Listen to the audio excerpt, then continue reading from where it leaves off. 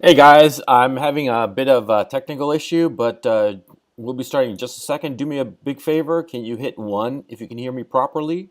Hit two if I sound too low. Hit one if you hear me okay, and two if I sound too low.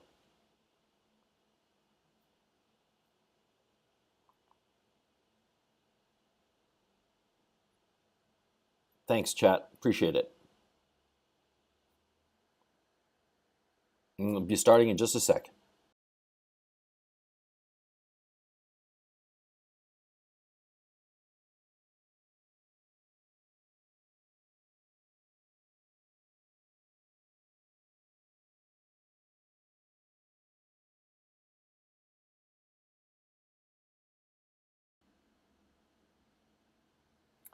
All right. How's it going, guys? Sorry that I'm tardy. I think I fucked up. Something happened. I tried to. I was swapping DMs with Ethan Ralph. Everything was going fine, and apparently my last few messages didn't get to him. It was just fucking weird. But anyway, he might or might not be popping in momentarily.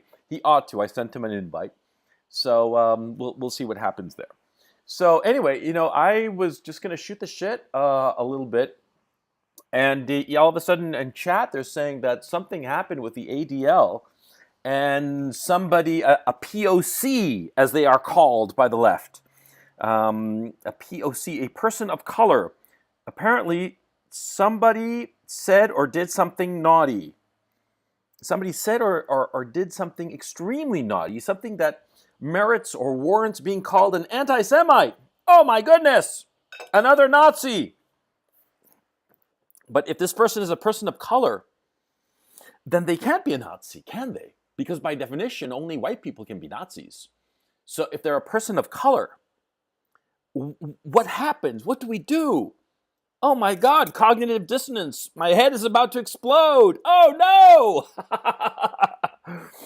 Oh man. Okay, so basically, I have no idea, chat, what's going on.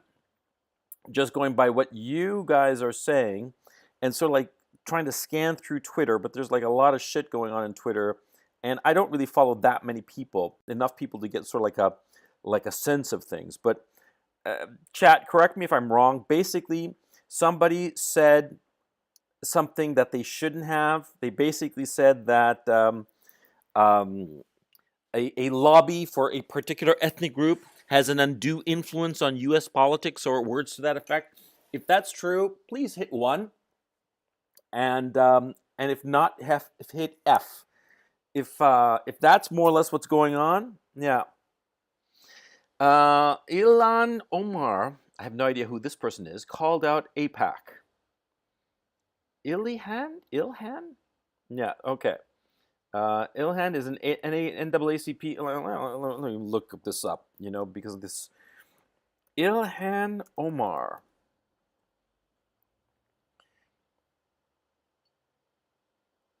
Ooh. The Somali American who's in the House of Representatives. Yeah, the first Somali or Muslim woman. Oh, oh, a new firecracker from the extreme left in the Democratic Party. Oh, I love it. I'm loving it. Oh yeah, it's McLovin all over the place. Let me pour myself some coffee as I laugh at this shit. Oh yeah, Ilan Omar. Yeah. Have you asked yourself the following question? Do you think that Ilan Omar had her genitalia mutilated? Hmm? Chat, what do you think? Hit M for mutilated, U for untouched. Do you think that Ilan Omar's genitalia was mutilated? Hit M for mutilated, U for untouched. Let's see, chat. Chat. I think the M's have got it. Yeah. Yeah. Oof, says Kraken offense.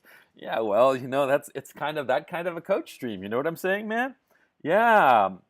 Oh, by the way, Joshua Windheim says, coach, I need advice. I just came off from giving advice to a lovely young man from a shout out to him, Cal State University Fullerton, Ralph. He popped into my Discord that I am just totally been neglecting because I don't really like Discord as a platform. But he was there. We chatted for a bit. Too short. Unfortunately, I had to get ready for the stream.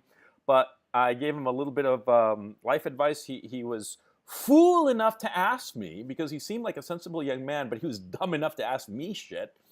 Idiot. Of course, I'm teasing Ralph. And he asked me, he was 24 years old, and he asked me, what advice to a young 24-year-old? And that's a hard question. What life advice? And I said, life advice is don't worry about shit you can't control. Worry about that which you can control, number one. And number two, don't waste time. If you're in a bad situation, don't just like moan and groan and just sit there in your own funk, you know? Get up off your ass and get moving and go and change, you know? If it's a bad situation, right? If it's a necessary sacrifice, that's a different thing, of course. It's just a necessary sacrifice. But if you're just in a bad situation, don't loaf. Don't sit in there. Don't like dwell on it. You know what I'm saying? And Phoenix76, thank you, Phoenix76, says, the Muslim doesn't like Israel. Color me shocked. Yeah, I'm surprised. I thought Muslims and the Jews in Israel were like buddy buddies. I thought that the big problem was that there was going to be so much cultural assimilation that they wouldn't know what they would become, Jewslims or Musyus. You know, it was going to be that kind of like all-inclusive multiculturalism out in Israel. That's what I thought. Color me shocked. The Muslims and the Jews, they don't like each other? Oh, no, you're kidding. No, that's a Russian conspiracy, motherfucker. They love each other. They love each other, and only the Russians are saying this kind of bullshit, this kind of libel. They are telling libel. They are telling lies. I tell you lies. I tell you the Jews and the Muslims love each other. And Ilan Omar's comments must have come from a place of enlightenment. A place of enlightenment and wisdom. Don't you see? Don't you see? Look at her face. Yeah, let me pull up her face if I can, chat. I'm telling you, you anti-Semitic, anti-Muslim, Islamophobic, anti-Semites.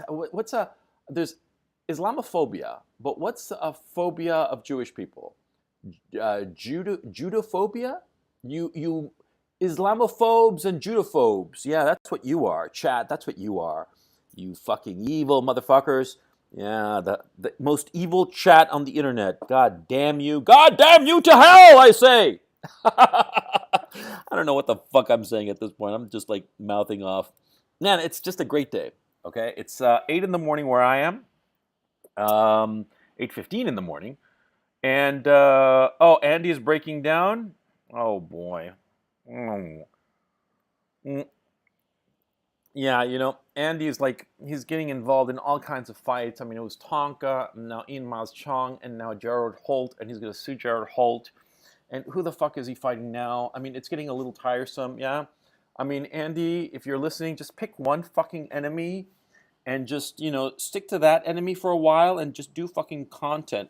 Or else is your content going to be all about like picking enemies with everybody that you come across? I mean, what the fuck is going on here, huh? Hey, Isaiah, how's it going? Hey, for Reich, Schlemophobes. That's pretty funny. That's a pretty funny one, yeah. Yeah, I am going to have myself right now a chocolate chip cookie. Yeah. Oh, man. See, in the supermarket where I go to, which is right across the street from my studio, right? They sell these handmade chocolate cookies, and they cost like about $1, roughly $1 for a half pound of these chocolate chip cookies, right? And they are so good. And like I buy a package and I say, okay, it's gonna last me like 2 days, right? Fuck that. It doesn't last me the morning, right? I eat all of them, right? It's just they're just so goddamn good. But anyway, I'm gonna have one, just the one. Chat, you're going to count how many cookies I've got. So anyway, excuse me, you're going to count how many cookies I've eaten as I do the stream. So Ilan Omar. This is fucking funny. That's just fucking funny. You know, I mean, right, guys? Because then you have the Alexandria Ocasio-Cortez situation, right? I've been following that semi-closely. Um, she puts out this Green New Deal. She gets like a bunch of big-time Democrats on board because all these big-time Democrats think that not only they figure that she's the future, but they recognize that she's really good at getting a lot of attention. And so they want to be, on her good side. And so Kirsten Gillibrand and Elizabeth Warren and all these fucking potential candidates, Kamala Harris, Cory Booker, they all get behind her. They all get on board this Green New Deal bullshit, right? And then, the plan comes out and it has, insane ideas like phasing out air travel, I mean, I heard that one. That was fucking funny. You want a cookie, Alex Nitro? Fuck you. They're mine. They're my cookies. I tell you. If you want to come and get my cookies, you're going to have to fight for them. I tell you, Alex. What the hell? I'm teasing, of course. Anyway, Alexandria Ocasio-Cortez's plan included crazy shit. It included crazy shit like that she was going to phase out air travel. It was all going to be, excuse me, high-speed rail service and shit like that, which, the Democrats who control California are in the hole for like $100 billion on their high-speed rail system. And, there's no end in sight. It's just like money hole, right? I mean, come on, what the fuck, man? I mean, all kinds of crazy-ass stupid ideas. And then the corker, of course, was that line, that beautiful line, that everybody was going to get a basic universal income, including those who don't want to work. God damn, that was funny. That was funny. I have seen Into the Abyss. Yeah, I saw Ethan. Coach Red Pill, hello. Hello. Oh my God, am I talking to Ethan or am I talking to the Abyss? How's it going, man? On Twitter. Basically, I just used the Abyss instead of saying I've been in jail. Since I say that all the time anyway. But yeah, that's what that means. Don't go to jail, basically. I'll use that Abyss as a stand-in for jail from now on, yeah. Sorry, what's up, man? I'm just eating a cookie and just. What are you eating? A chocolate chip cookie, motherfucker. Okay, I'll make an exception. That's mine. Fair. That's fair. I don't need it anymore. I'll lay off. No, I should lay off too, man. I've been gaining weight. Anyway, we're talking about Alexandria Ocasio-Cortez. Oh, okay. and Ilan Omar, the Somali Muslim representative in the House of Representatives in Congress. And chat is telling me a lie, and you tell me if this is the lie that they're telling me. They're trying to convince me, okay? Because I'm an old guy, right? They're trying to gaslight me and tell me that Muslims do not like Jews, which I hear that that's just a fucking Russian conspiracy. I hear that the Jews and the Muslims love each other, and they are like living in peace and harmony, like a multicultural paradise in Israel. Yeah, that's what I heard. That's what I know. But I think there might be a bit of enmity between the Muslims and the Jews, just a little bit. Oh man, I'm just catching up with this shit that Ilan Omar said. This shit about it's all about the Benjamins, and the ADL is having like a meltdown over this shit. It's goddamn funny. By the way, I love this. She's a fucking psycho. But I don't think I've seen the full clip. So somebody sent me this. I'll send it to you on Twitter, which, by the way, we're discussing. Sometimes I don't know if it's because your account's private or what, but sometimes I don't even see your message, especially on mobile. Like if I'm using Twitter on my phone, I can't see shit from you. I don't know why it does that, but on my PC I can. But yeah, I saw this. What is it? Somebody said, I would love to know who Ilhan thinks is paying American politicians to be pro-Israel. Though I think I can guess. Bad form Congresswoman. Then she just said APAC. Yeah, I'm gonna put it on screen. I'm gonna put it on screen. This is just beautiful. I mean, like, wow. Hang on, chat. Boomer Tech is coming up. This is fucking funny. Oh, there we go, and there we go. Oh man, that's fucking funny. That's fucking funny. It's on screen now for all the world to see. God, these people, they're just so fucking funny as far as I'm concerned. Okay. Oh, dude, I saw that earlier. Somebody, I guess, tagged me in it, and I just started dying laughing. Would It's love to great. know who Elon, Minnesota, thinks is paying American politicians to be pro-Israel. Though I think I can guess. And let's look at the stats. It's not ratioed. It's 10,000 likes, only 2,000 comments, and 2,000 more retweets than comments. So, oof. Do you think that that what you would call it, that Elon Omar is the person who will metaphorically name the Jew for all of America? I certainly hope so. I don't know. That's a I think, and you see the ADL and types like it really worried about it because this is a young congresswoman, has some influence on social media. What has like 500,000 followers. I know she's been heralded along with AOC as one of the Yeah, half a fresh million faces to followers. watch. Yeah. Yeah, and people like this. I don't think AOC, she kind of pulled back on some of her calling out of Israel. So I don't know if she's going to go there anymore. But Omar doesn't seem to give a fuck, and I think it's great.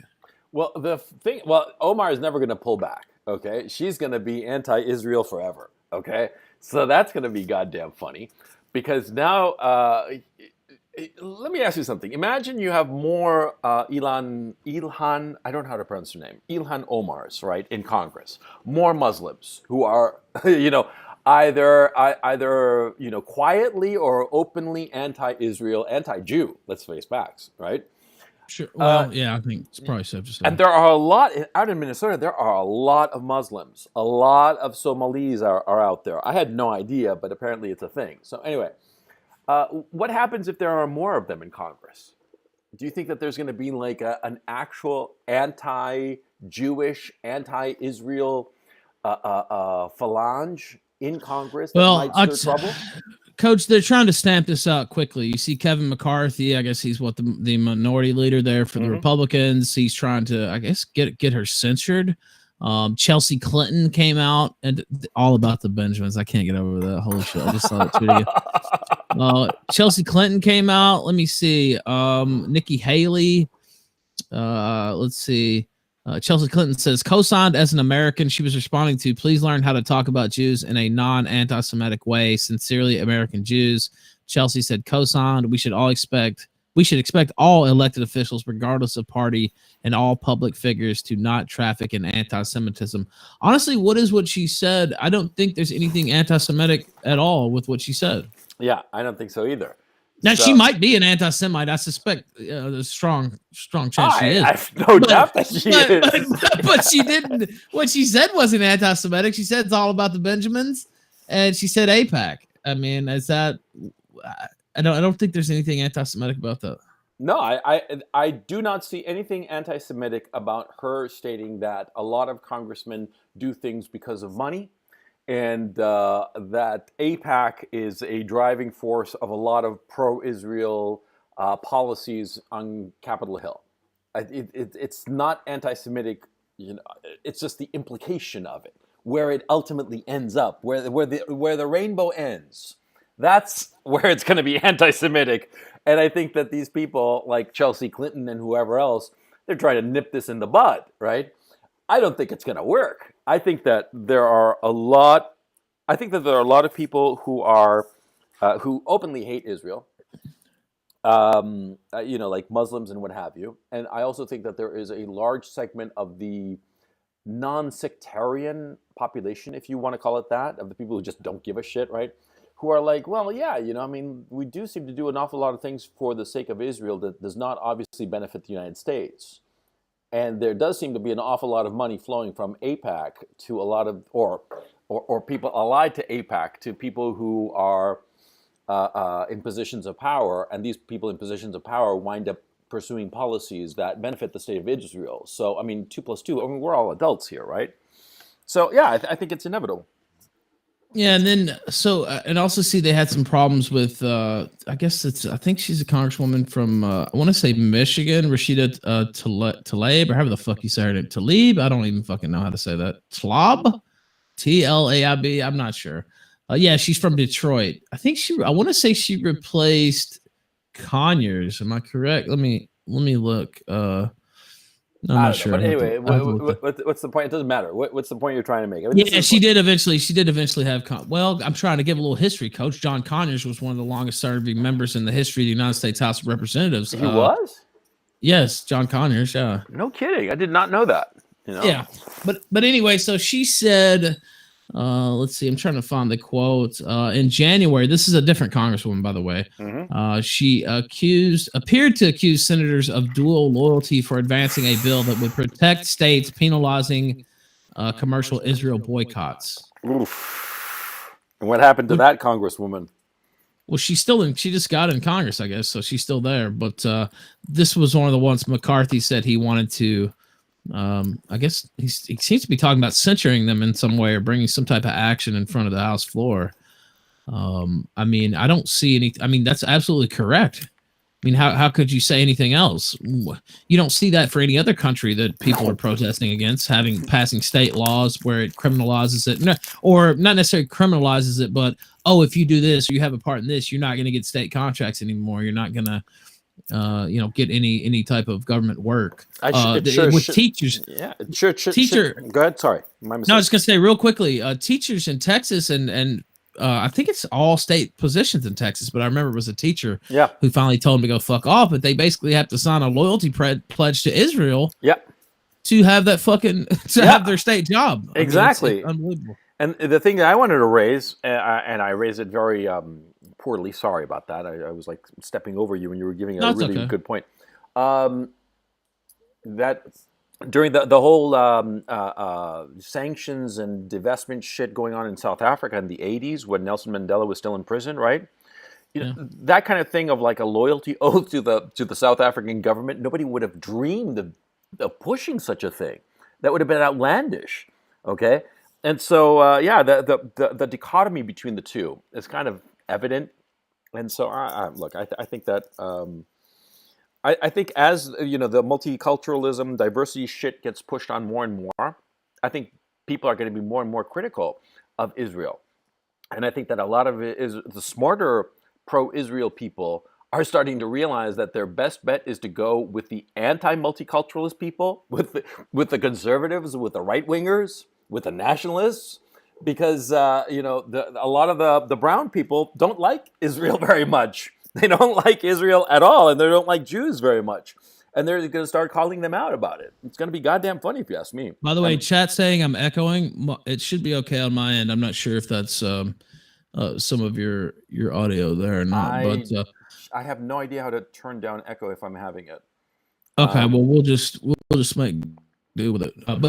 But what I was going to say is, if you look at the younger generations, the younger demographics, Israel's not nearly as popular as they are with the older, and that's why I think you see echo now. Are you still echoing? Wait, no, I hear it. I don't hear myself anymore. So, but yeah, so I think that's why you see people like Chelsea Clinton, Kevin McCarthy. This is a bipartisan thing too. This is not just Republican or Democrats. They're both in the pocket of Israel.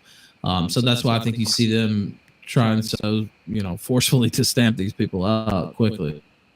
So I don't know. I think it's just fucking funny. I've been like watching the whole dumpster fire that is Alexandria Ocasio-Cortez over the last week.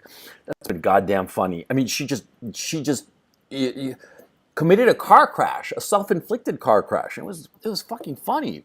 And also the other thing was going on is Joe Rogan blew out that New York Times reporter, the Barry Weiss. You saw that?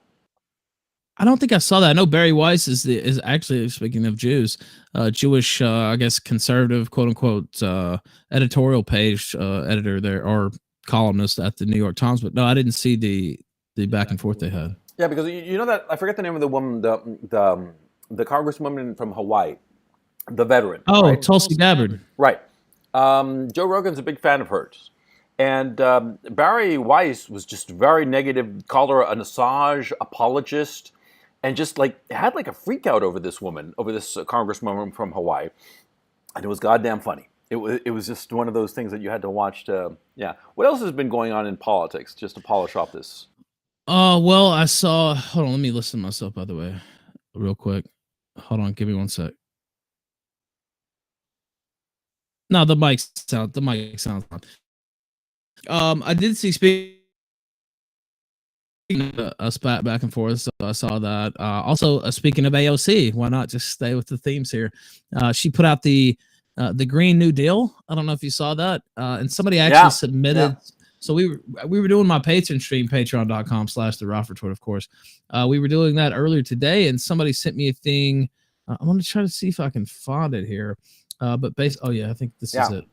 The Um, FAQ of her page basically said that she wanted to give money to people who are unwilling to work, and everybody yeah, had a did you see complete it? meltdown. Yeah, it was funny as hell. Yeah, it And then was. she said, "Wait, what are you talking about, guys? That wasn't part of the thing." And I mean, it absolutely was. Multiple media organizations reported on it. I mean, Yeah, it was everywhere. no, and she's like trying to walk it back and saying it's like all a right wing conspiracy and fabricated documents, and she's like doing everything in her power to walk it back, and she's looking like a fool because she is a fool.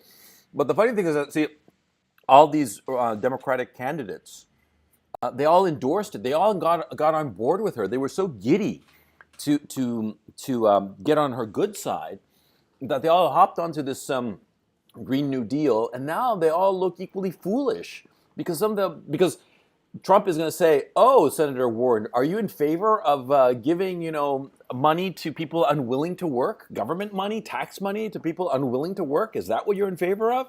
And of course, it puts them in an incredibly awkward position. It's not really going to change the election, but it's just political point scoring.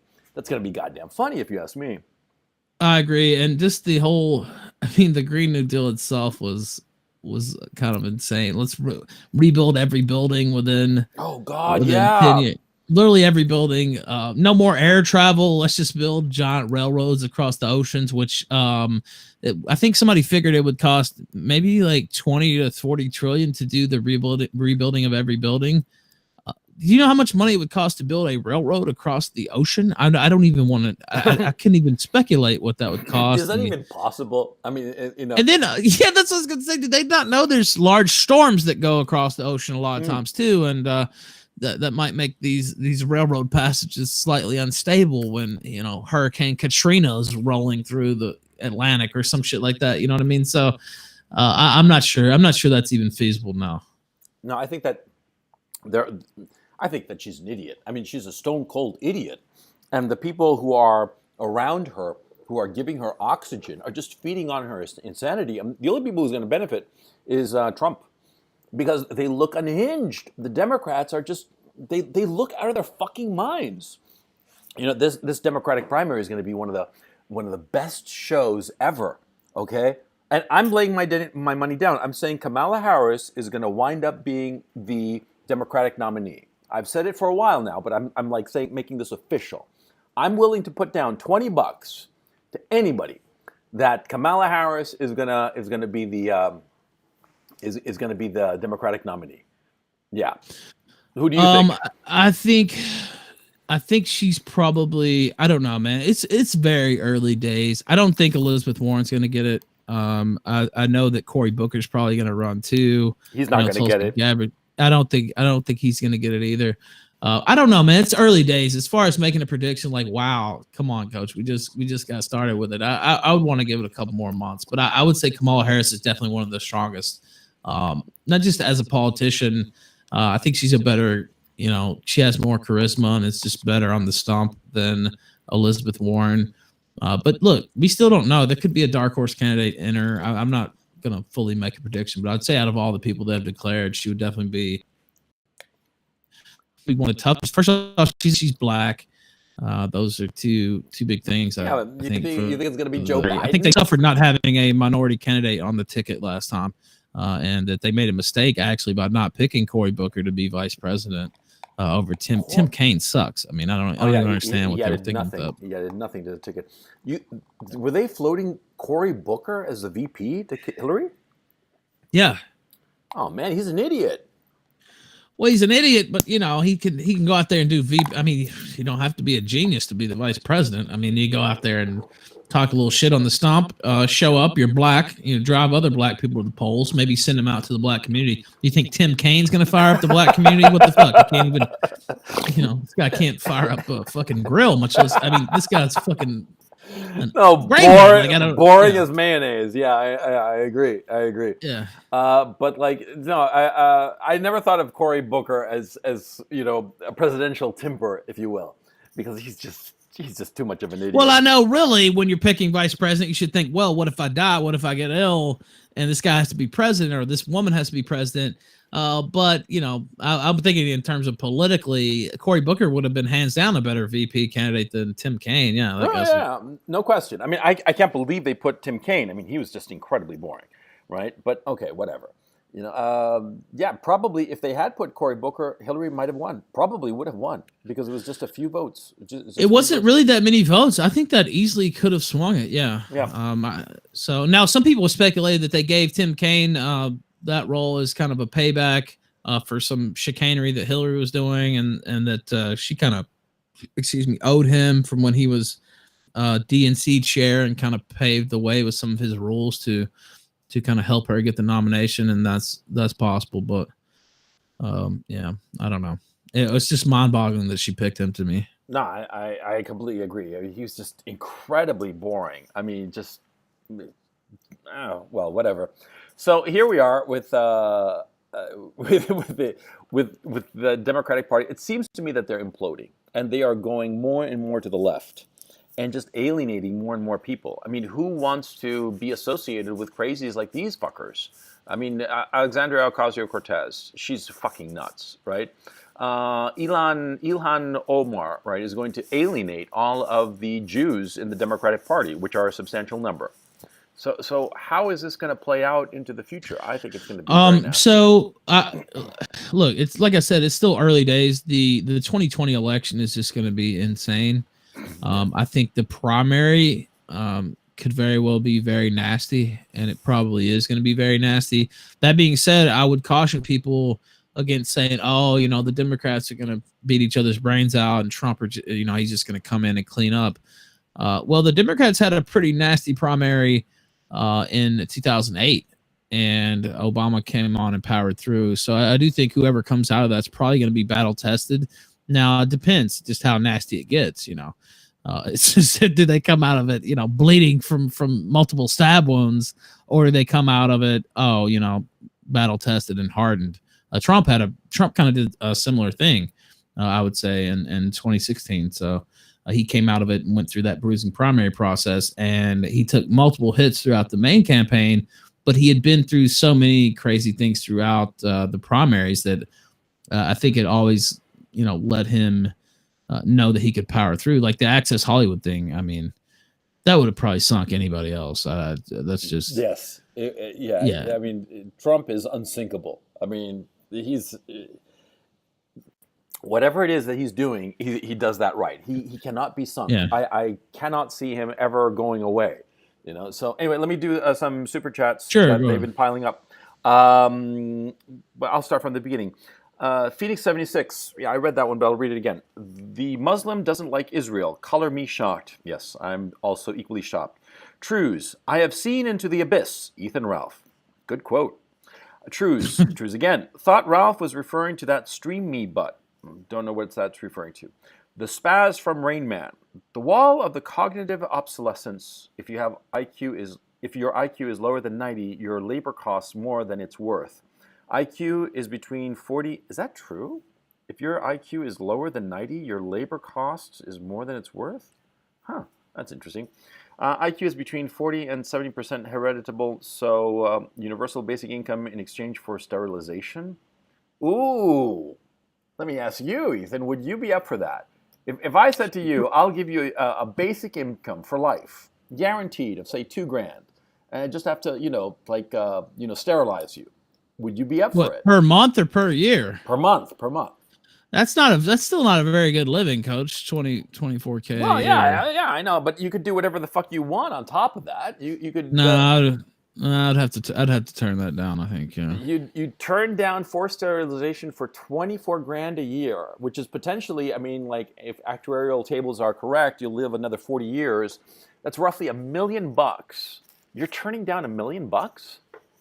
Damn, son, you care. Wait, more are you about... gonna? Well, you already have kids. Well, yeah. So I mean, if I already had a couple kids, I'd probably take it. I mean, whatever. But yeah, I don't know. I think kids. that's not a great bargain, really. No, I don't think so either. But yeah, just as an experiment, it's kind of interesting. As a thought experiment, rather. Isaac Jones, don't be surprised if Omar kills herself with 2 shotgun blasts to the head. She continues. Tragic weightlifting accident. Yeah, I can see that happening. Yeah. Oh man, I almost spilled my coffee here. Yeah, good one, Isaac. Good one. Wheatfields, Coach, are you woke on the Gunt question? Guntgate. I don't know what you're talking about. True says, Coach, thoughts on RRU and have Spurgs like Kraut don't understand Ralph is an entertainer, not a political activist. Don't know what RRU is. Do you know? RRU is Retards Rise Up. I believe that's SPCC's catchphrase from Stream Me. And I think he means, what do you think about SPCC? I don't know if you've seen his show, but he kind of just does prank calls. He's a really cool dude. He's funny. I like him a lot. No, I haven't got on top of SPCC. I've been online extremely little, to tell you the truth. I've been like with in real world, in real life health situation going on. Not my own, somebody close to me, and so it's been sucking a lot of my time. Well, it sounds like I'm being dismissive of it, but it's the most important thing. So. Yeah. Sure, definitely. Yeah, I mean that obviously that kind of thing takes precedence. So but SPCC is like a funny guy, and he does. Yeah, he's a funny guy. Does prank calls on Stream Me, and just an all around good dude. Okay, I'll check him out.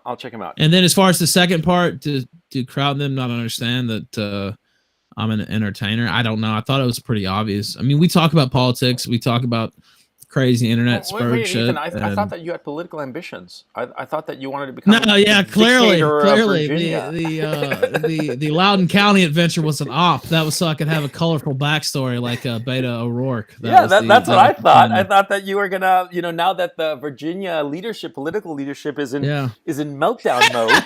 my resume is starting to look a little bit better, I have to say, day by day. So maybe that's part of it.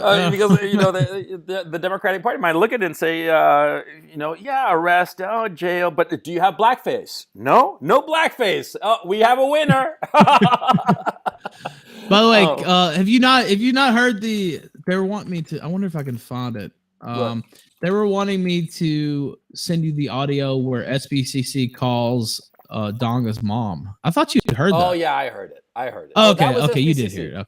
Okay. That was one of his classic works. Yeah. Okay, yeah. That was what was the catchphrase that he kept repeating? You come on. You come on. Yeah, that was pretty funny. Yeah. But the woman, she caught on quick that this was a prank call, but then she why didn't she just hang up? Donga's mom's a lot cooler than he is. I mean, wow. I think she could be funnier than he could ever dream of being online. Maybe we should get her to start up a show. Yeah, maybe. But anyway, I'm not convinced. I'm not convinced. No.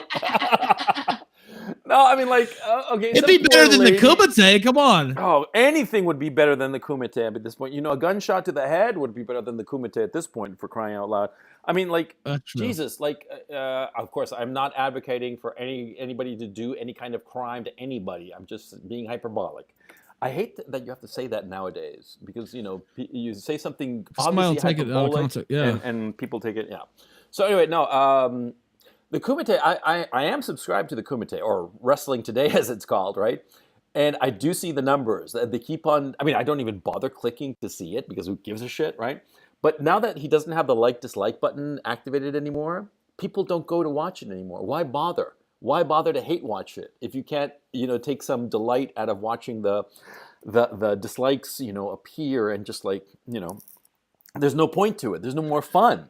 Well, you've taken all the interaction out of it, and then you have all the mods in there, and it's not just they're banning, the most, whatever craziest people in chat that are really going at them. They're just banning any type of, mild criticism or jokes, and it's pretty much all rinses in the chat. You can't downvote or upvote the stream, and why even watch it at that point? Yeah, there's no yeah. And before you hopped on, we were talking about Andy. Andy's got to chill out with this enemies collection that he's accruing. I mean, like, okay, so he had the Donga situation, right? But then, like, right on the heels of that came the whole Ian Miles Chong situation, and now the fucking Jared Holt situation. I mean, what the fuck is going on with Andy? Why can't he just like chill out? Okay, what happened now with Jared Holt? He did an interview. So Jared Holt had put out an article about Andy. I guess it was about a year ago now, where Andy had told a story on the Kumite about basically took his condom off while he was fucking this girl. And, he told it in a comedic way, perhaps exaggerated a little bit. He did exaggerate a bit from what he said. And then Jared Holt took that and said, well, he just admitted to sexually assaulting this girl, because he took the condom off or whatever. I don't really. Now, there's to me that's kind of a gray area, even if it was exactly like he said it was, which he clarified that it wasn't. But so he wrote the article. Jared Holt ended up writing an article about Andy and Ian the other day, and Andy talked to him, and he ended up recording him, and he said, hey, that's not how you described it. We were actually dating. We dated for many months after. It was not a thing. She didn't, think I raped her or anything like that. And she was, she's fine with it. And he said, okay, well, I'm glad he explained it to me, but he still wasn't going to change the article. Is saying that he might possibly sue him. So I guess that would be the quick rundown on that. Oh God. I mean, like, why did he have an interview with Jared Holt?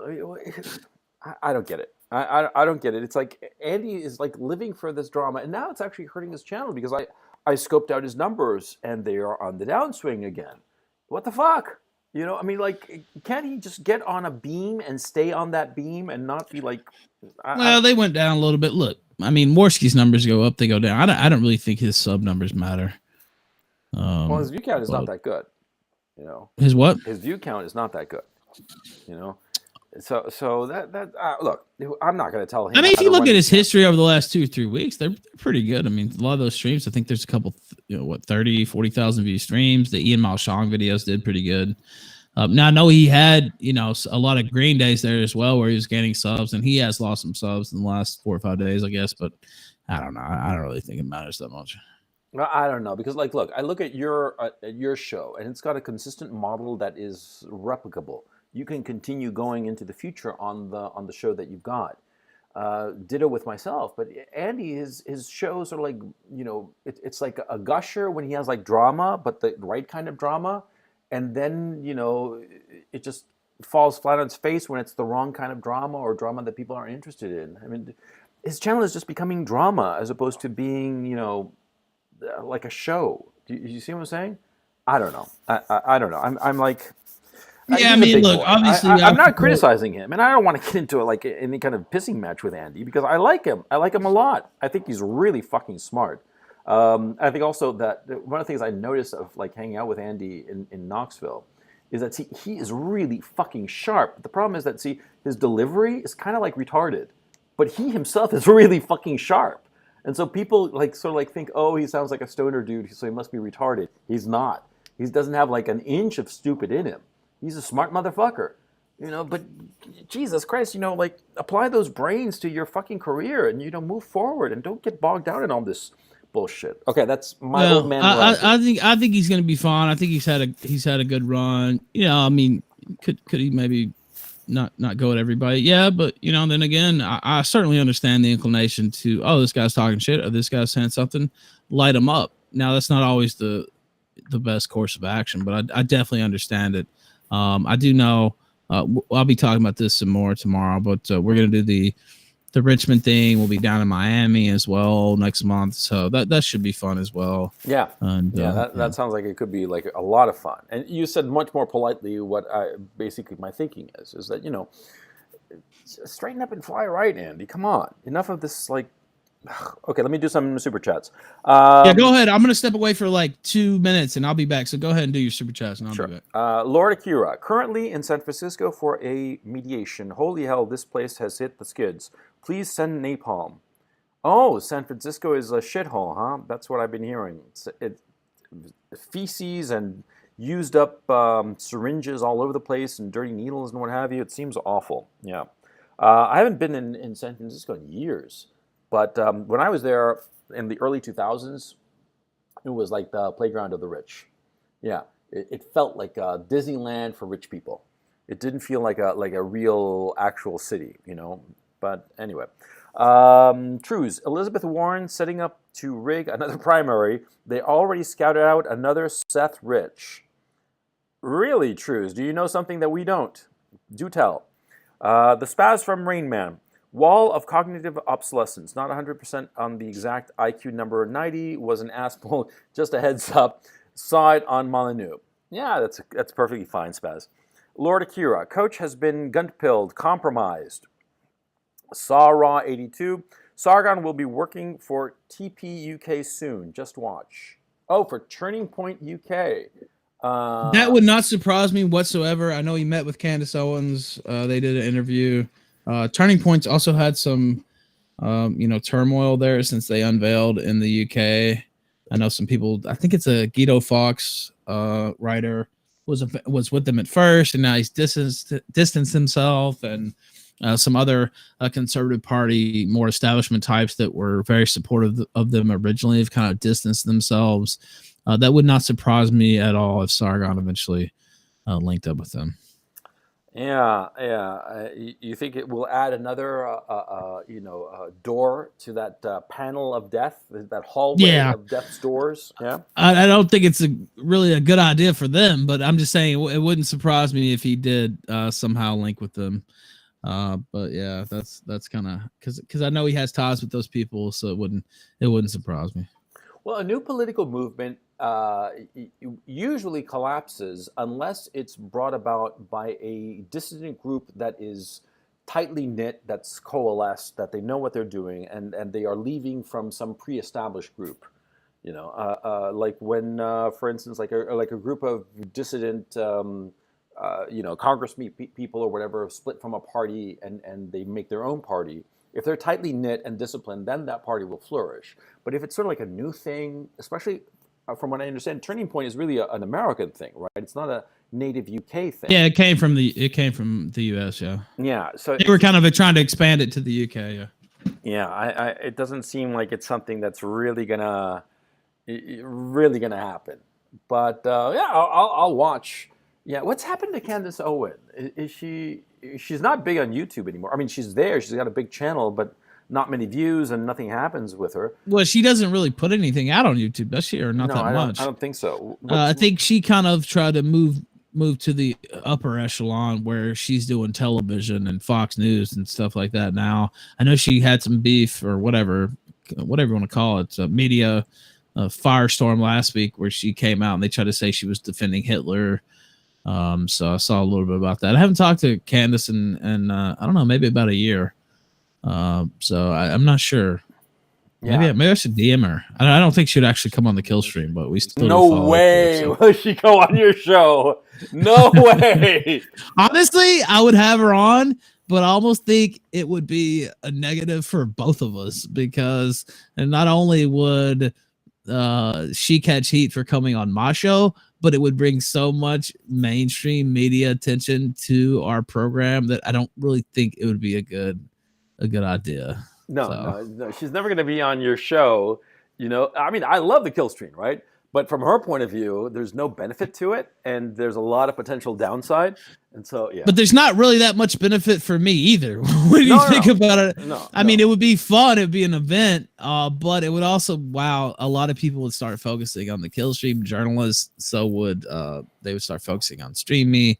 So it might be a good one night event, but I don't know that would be a good long term thing. Yeah, and this thing of deplatforming, I actually had thought when I heard that Joe Rogan was going to have Jack Dorsey on, I thought that he was going to really grill him about deplatforming on Twitter. I was really disappointed in Joe Rogan, sort of like going so easy on Jack and not saying anything, just like letting the whole issue of deplatforming slide.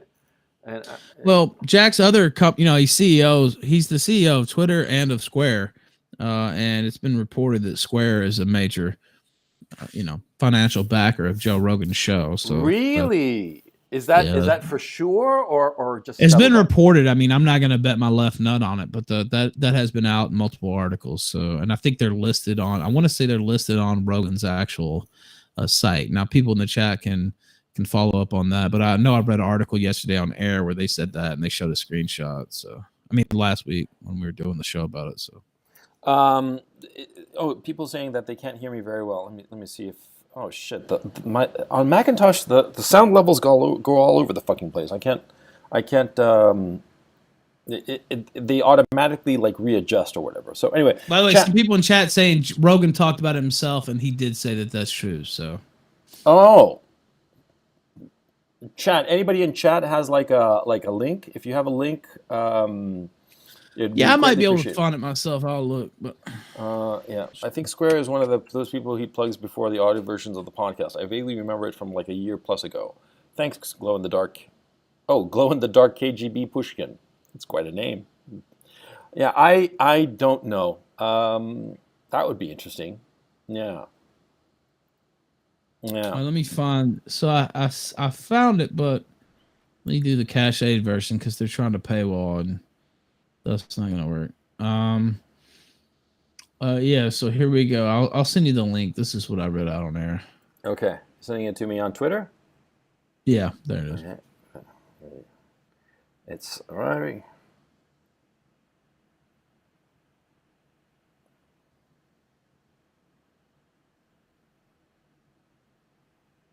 Let me just pull this out. Hang on just a second, chat. I'm going to share it with you guys momentarily.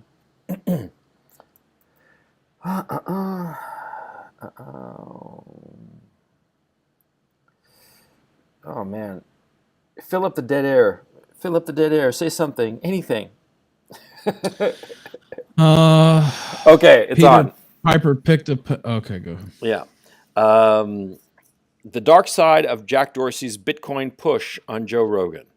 Oh boy, what's this say? Twitter CEO Jack Dorsey set the internet alight during his recent interview on the Joe Rogan Experience, wherein he boldly stated that Bitcoin could become the native currency of the internet. Dream on, it's not going to happen. Dorsey's words must have been music to the ears of most Bitcoin and cryptocurrency enthusiasts, with the exception of Roger Ver and the Outcasts of 2017. No idea who those people are. However, Dorsey's role as a multi-billionaire CEO, actually, I don't think Dorsey is a billionaire. I think he's like just a couple of $100 million, but multi-billion. No, I think hold on, let me look that up. He's got to be close at least, right? Especially since I'm not so Twitter sure. stock went from like what 15 to like 30 or 40. I don't know what it is right now. Yeah, he's 5.5 billion. Yeah. Really? Well, okay. So anyway, his role as a multi-billionaire CEO likely doesn't allow for a day off, and there's every reason to believe that his Bitcoin push was at least partly motivated by financial self-interest. You think? Jesus Christ. Meanwhile, the episode was one of the most downvoted videos ever uploaded to YouTube by JRE, as commenters took issue with Rogan's failure to take Dorsey to task over recent instances of censorship on Twitter. And the Cash App by Square is listed among the many sponsors of the Joe Rogan podcast. And Dorsey's appearance, coupled with the perception that Rogan went easy on him, prompted increased scrutiny of that business relationship. Aha. So that's interesting. Wait, Squarespace? Squarespace is the same as Square? Yeah, so Square is the company that owns Cash App, basically. Okay. And Square, and I talked about this on the program the other day. Square is a pretty hyped and big company. So if you look at the stock, Square stock's at 73. Twitter stock is at like 30. And when he took over Twitter, Twitter, I forget who the fucking CEO was before him. Yeah. But he had a lot of problems, and they basically brought Jack Dorsey in to right the ship.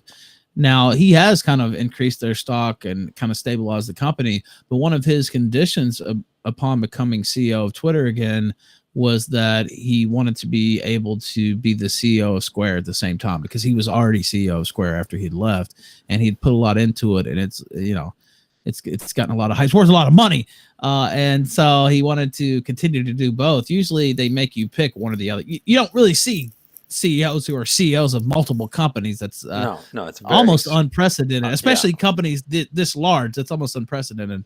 Yeah. But in this case, they let him do it. So Yeah. Well, no, Jack Dorsey's relationship with Twitter, he got kicked out of Twitter back in 2010, was it? 2009? yeah, they pushed him Yeah. out. Yeah, they pushed him Yeah. out.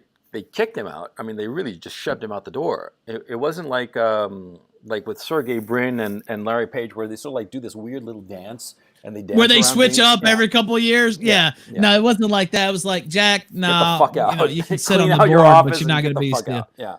Yeah, he was still on the board, but yeah, they got rid of him. They but pushed him out. he was still on the board, but as a non-voting member. So what the fuck Right, are you yeah. on the board for? The whole Yeah. point of being on a board is to be able to vote. If you can't vote, it's pointless. It's like you're just like holding your dick in your Well, hand. it's window dressing if you can't vote. Yeah. Yeah, exactly.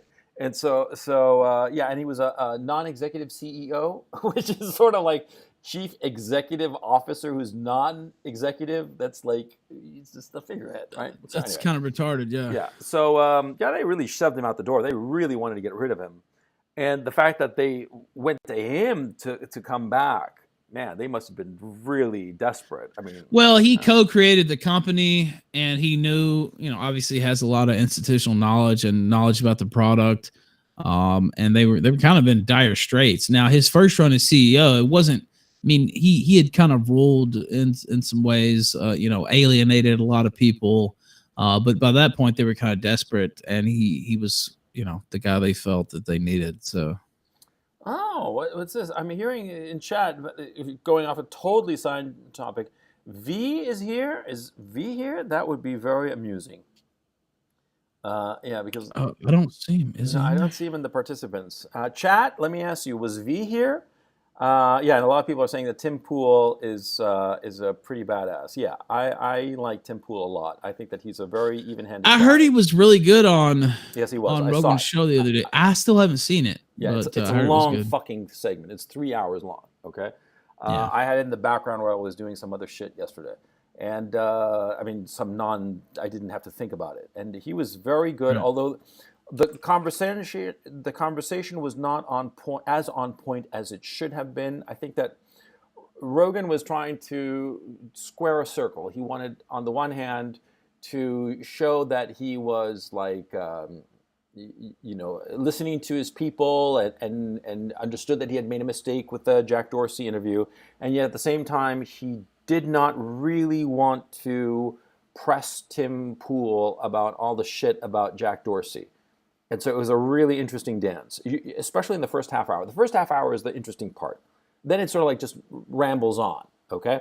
But the first half hour, if you understand Joe Rogan's motivations, you realize what's going on. I did not understand this issue of Square being a sponsor of the Joe Rogan Experience, and now it makes a hell of a lot more sense why Joe Rogan was very obviously trying to undermine Tim Pool's argument and not make it as laser precise as Tim Pool obviously had it prepared. He wanted to sort of like dull that laser blast, but at the same time not appear that he was backing off of Jack Dorsey or attacking in any way Tim Pool. I have to say, Joe Rogan is a very shifty guy, a very shifty and very clever guy. Lennon McCarthy says Joe is a sellout. Yeah, I would tend to agree. Yeah, I would. Oh, V kicked himself, says Zenline. Oh, that's a pity. I wouldn't have minded having V on. You wanna get him? I mean, if he's down to come on, I'd talk to him probably. Sure. I don't have any direct access to him. Can you reach out to him? Yeah, I mean, I'll look, see if he's up. Yeah. Because if that was him, sure, that would be funny. Shifty echoes. I don't know if that's the case, but he's look. Joe Rogan is a very clever guy. You don't get to that position where he's at without being a very, very sharp customer. So I have, I mean, I have tremendous respect for his career building. I was watching him like in news radio in the late '90s, and he was I noticed him first in that TV show, and I used to watch news radio too, by the way. that was a good show. That was a really good show. Yeah. Phil Hartman, man, he is missed. He was fucking funny. Agreed. What do you think of Owen Benjamin? Have you ever interacted with him? Not really. People sent me his video the other day, and I still haven't watched it. So I don't know if you want to play it, but apparently it's funny. I don't know. I haven't seen it. I know he's been kind of wilding out about the moon landing and some other stuff, but yeah. The other day he was on fucking Prager University. It was just fucking Owen bizarre. Benjamin was. Yeah, I didn't realize that. Yeah, it was like, wait, is this the guy who believes that the moon landing was faked? Okay, which, as far as I'm concerned, that's just total bullshit. Okay, that's up there with flat Earth. Okay, but he was on PragerU, and I'm wondering, did PragerU know what they were getting here? The PragerU spot was typically polished, like all PragerU spots are, and Owen Benjamin seemed very sane. I mean, simple as that. Oh, you sent me a link here. Let me just check it out. Another link on the Cash App. Oh, it's just another link about the Jack Dorsey thing. Yeah. So anyway, I was. It just shows that Square is on their official sponsor list. Just another link of the. I mean, Cash App, same, different. Yeah, but no, about Owen Benjamin, I think he's funny. And he's a pretty good piano player, I mean, for just a hacker, right? Because I think he's just a hacker, or maybe he actually, chat, correct me if he's actually taught or he's just a hacker. Because if he's a hacker, he's pretty goddamn good. And question, is Owen Benjamin and Carl Benjamin related? That's interesting. I don't believe so. I don't believe so either, but it'd be funny if they were. Anyway, so... yeah, his chat, Lalo and Benjamin, his chat is crazy. I go sometimes to roll on the floor laugh. Yeah, I'm wondering if he is a lol cow, because that's why I'm bringing this topic up. Because I mean, he's a comedian, so I think some of this might be, performance art. I'm not sure how much of it is, but I know a lot of people want me to get him on the kill stream, and I'm trying to do that. Jesse Lee Peterson, I'm also trying to do. Oh yes, so. You got to get him on. I love have to, and I love him. Somebody who works under him, and he's down to do it. We just haven't gotten it put together yet. So. Oh, you're there. Oh, I'm close. Not ready to announce or anything, but yeah, I'm hopeful that can happen in the next couple of weeks. So. No, because that man is just based as fuck. and he is just he's funny. That's what I like. I mean, he's just hilarious. Yeah. Yeah, he's really funny. And what I like is that his interviews are, in general, he is very respectful of his guests. He doesn't belittle them or anything like that. But every once in a while, he sort of cuts to the chase and sort of levels whoever he's talking to. Like he did a couple of times with Destiny. Holy cow. How did Destiny get on his show, by the way? I'd like to know that. Destiny got absolutely destroyed on that show. Oh, wait, he was clearly intimidated. I mean, Destiny is an internet tough guy. He's all slick and smooth when it's the keyboard between you. But when it's live and in person, God damn, you could see his asshole puckering up. What? It just seemed like Destiny just gave up, basically. Just all right, I'm just gonna roll over. You know what I mean? At a certain point, he's like, okay, whatever. You know what I mean? He'd gotten punked so badly that he gave up no more resistance at a certain point. It's like, okay. Yeah, resistance is futile kind of thing. Yeah. You could say that was goddamn funny if you ask me. But and Chad is saying, beta. Coach Red Pill, beta. He's a beta. Yeah. I love him. I think he's great. How old is he, by the way? I mean, he comes across as ancient. Let me see. I guess I could look it up real quick. Yeah, let me.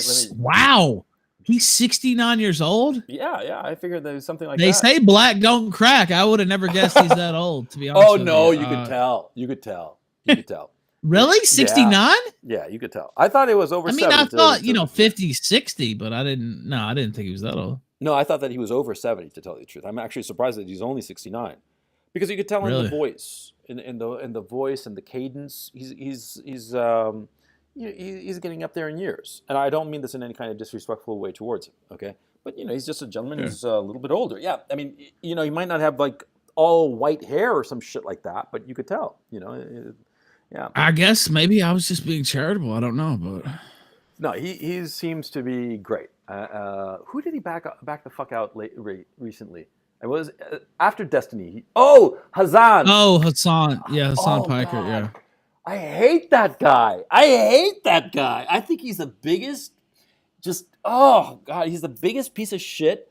The beneficiary of blatant nepotism. The guy doesn't have one single bone of talent in his body. He's just this entitled, self-righteous prick. God, I mean, Jesus Christ, when the aliens invade, can we like just throw him at the aliens as a human sacrifice? That's what I'm hoping for, because I found I him just deplorable. think he is just so, I guess, sanctimonious and pompous for no known reason. Like I just don't really understand. It's just an unjustified, stance that he's taking. I don't really understand why he thinks he's such hot shit. You know what I mean? Yeah, yeah. The only thing he's got going for him is that he's 27 and a fairly good-looking kid, and he seems like he works out a lot and he's like in pretty decent shape, right? Other than that, he's a flat-out moron. I mean, like a fucking idiot.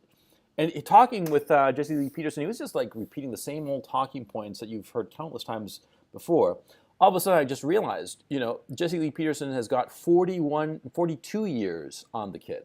Okay, he's like he could be his grandfather, and it was just I found him so.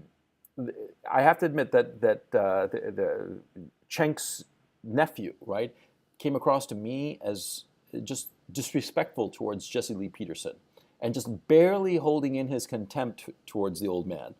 And I found that just, on the one hand, laughable because he didn't have any kind of argumentation or anything like that. And on the other hand, it's sort of like enraging because like some little pipsqueak like that motherfucker who's always had it easy and sort of like contemptuously looking down on Jesse Lee Peterson that, you can tell that Jesse Lee Peterson probably had a goddamn hard life. He was sort of like, ugh, I just despise the guy. I mean, if I saw him in person, I'd probably just, I don't know what I'd do. I would probably just roll my eyes at him in contempt because, that's as far as he's worth it. But you know what I mean? Sorry for ranting about the guy. No, it's okay. I mean, and when you put it that way, I guess it's kind of an unfair fight, Jesse Lee Peterson versus these guys. He's got so much experience and he's been doing this for so long that, he's just slapping them down with ease. Mm. Oh, wait, somebody says here, Isaac Jones on Super Chat says, opinion on JF getting $25,000 from Joe Epstein. What's that lore? He did get $25,000 from Epstein. Who's Joe Epstein?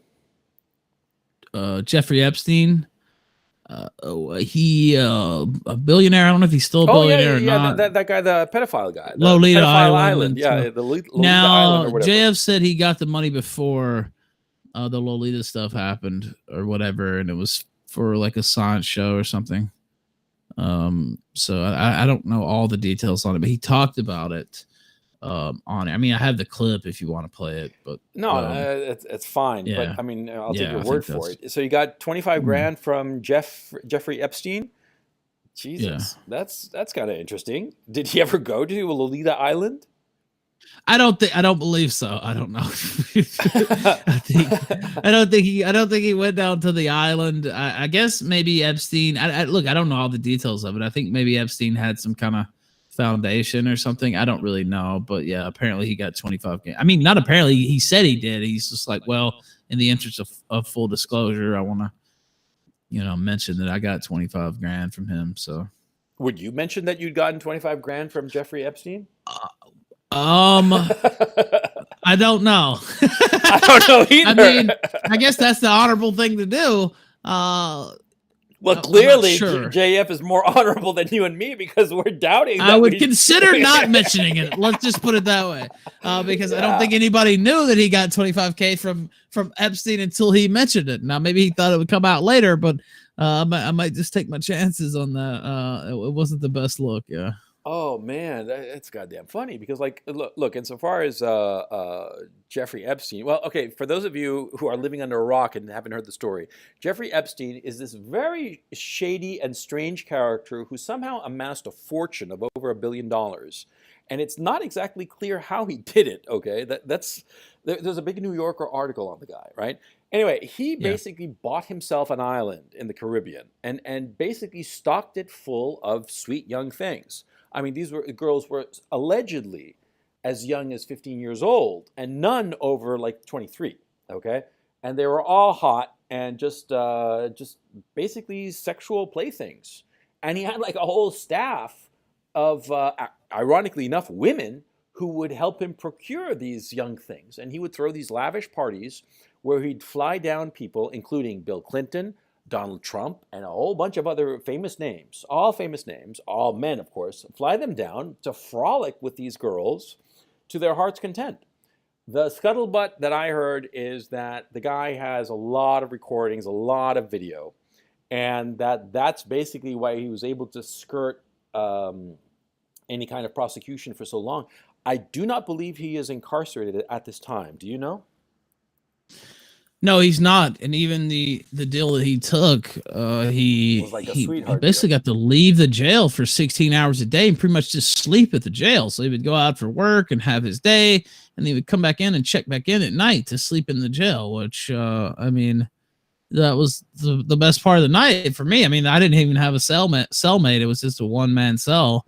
I'll just go in there and go to sleep, maybe read a few books for a couple hours, maybe listen to the radio and go to sleep. I mean, if that's all I had to do, I wouldn't have minded jail that much at all. It's having to stay there during the day part and not having much contact with your family, or unless you paid 10 cents a minute or they happen to be home. You know, it's so if that was all I had to do, I wouldn't have minded it that much. Yeah. Somebody said, Evan Smith said, that's not jail. Yeah, no, it really wasn't. Also, it was the Palm Beach jail, the private wing there, so it's not like he was any dangerous individuals there. The prison he was sleeping, the prison room he was sleeping in, quote unquote, he put his own bed, his own linen, his own whatever. It's basically like his little crash pad. It's insane, is what it is, Coach. And the fact that he was able to do that, what's his name? Alex Acosta. Is he the labor secretary? I want to say. They're opening up a department. Yeah, he's the Secretary of Labor. Now, he was the guy who was the one who negotiated this plea deal Jesus Christ. For Epstein, and now he's getting a little heat. So, oh man, but justifiably so, by the way. Okay, and by the way, you see the whole situation? I've got to mention this: the whole situation with JF and that whole situation with the. I have. We talked about it a little bit on the Patreon stream earlier. Yeah, that was just really unfortunate, and and I don't have anything interesting to say about that except, you know, a lot of times all kinds of crazy shit happens, and somebody can trigger some memory in some person. You're talking about with the no white guilt thing? Yeah. I did see that. Yeah, that was really unfortunate, but you know, I have no comment and nothing intelligent to say about it other than it was like really unfortunate. And whatever's going on through that young woman's head, you know, it's I hope she gets over it. You know, that's all I have to say about that. But anyway, about JF getting 25 grand from Jeff Epstein, man. I would have, rather than 25 grand, I would have preferred like a trip down to that island. So long as they're all over age. Long as they're all over age. That's my only stipulation. Yeah. Do you believe all of these Pizzagate conspiracies and pedos under the beds kind of thing? Do you believe any of that shit? Or do you think that where there's smoke, there's fire? Or do you think it's just paranoia? I will say I used to press X to doubt a lot more than I do now as far as the pedophile network goes. I've seen and what, I mean, not personally witnessed, but a lot of these stories, and you see Bryan Singer and you see a lot of the Hollywood pedophiles. You know, as far as Pizzagate, I don't know. But you know, as it goes to ruling out all pedophile networks and stuff like that, I don't do that any longer. No. No, I'm not so sure because, like, when I heard that Brad Renfro committed suicide, right? I thought he was a really talented actor. He had a lot going for him. Why would he kill himself? And I thought to myself, maybe he got passed around in Hollywood. And that Vanity Fair article or whatever it was, New Yorker, I think it was Vanity Fair, that extensively detailed the whole Bryan Singer situation, and that Bryan Singer basically said that Brad Renfro was his boyfriend, and that a lot of people thought that Brad Renfro wasn't even bi, so he was basically being raped by Bryan Singer. It's yeah, you start to realize that all kinds of crazy ass shit is going on. And it also makes a lot of sense because, I mean, a lot of pedophiles and what have you are going to gravitate to Hollywood. Yeah, because when I was in Hollywood, I mean, living in Los Angeles and trying to break into the industry, I heard all kinds of stories about sick fucks who had gotten into positions in the casting departments, especially. And what they really like doing is, getting some girl to give them a blowjob. And the guy would say, "Oh, give me a blowjob, and I'll give you a part in whatever movie or whatever the fuck." And yeah, Yeah, I mean that's pretty much a tried and true, Hollywood process, right? Going all the way back since Hollywood has existed. So. Yeah, but I've always wondered, like, we always laugh about Jeff Holiday's tattoo under his arm, right? He's got the spiral triangle, and so on the one hand, I do it just to needle him, because I know it gets back to him. But on the other hand, I start to wonder, is it true? Because look, I'll tell you right now, the idea of having sex with children I find it repulsive. Especially because I personally, I think most people do. well, yeah, exactly. Because apart from the fact that I have small children, right? I personally like the company of small children. I think that they're fun. They're so cute and interesting and adorable. But by the same token, I think that koalas are cute. Okay, I have no interest whatsoever of having sex with a koala, for crying out loud. You see what I'm saying? I find them adorable, like a little kitty cat or a puppy or a small child. Yeah, they're adorable, and I find them just lovable and adorable. And so the idea of having sexual interest in a child or a koala bear or a puppy or a kitten, I find it just horrifying. It's a foreign concept to me as well, I'd have to say, yeah. And so I just don't quite understand it. And I'm wondering if this has always been around or if something is going on to exacerbate it. Like the issue of... You mean pedophilia? Yeah, pedophilia I think's always been around, yeah. Now, I mean, we didn't always hear about it. We didn't always see news stories about it. But I think it's pretty safe to say pedophilia has been around since the dawn of man, probably, yeah. I don't know. I would suppose so. I mean, like, after By the all, way, the Prophet Muhammad married a 6-year-old girl and deflowered her at age 9. Yeah, so that pretty much... Pedophile's been around since the beginning of time. But I would segue this into, I was walking around the Virginia Museum of Fine Arts, which is an excellent museum. If you ever come to Richmond, please go there. They have a statue of Caligula, one of only 2 original statues of Caligula in existence. They have so much good Baroque period art. So much. They have also the Fabergé egg thing they have there as well. I think it's just on tour though, but they have so much cool stuff. It's a great museum. If you like museums, which I do. So I was there, and my wife just happened to, I guess she checked her phone for a minute. Every once in a while we'll stop, check our phone, whatever. And she got sent the Mercedes Carrera article, and we had actually both spoken to Mercedes on the kill stream, one of the very early kill streams, and she's been charged with molesting her daughter in concert with her husband. I don't know if you saw that. Yeah, I heard that story. Yeah, I had no idea who this person was until this news broke, and then I heard about the pedophilia and all that shit. Oh my God.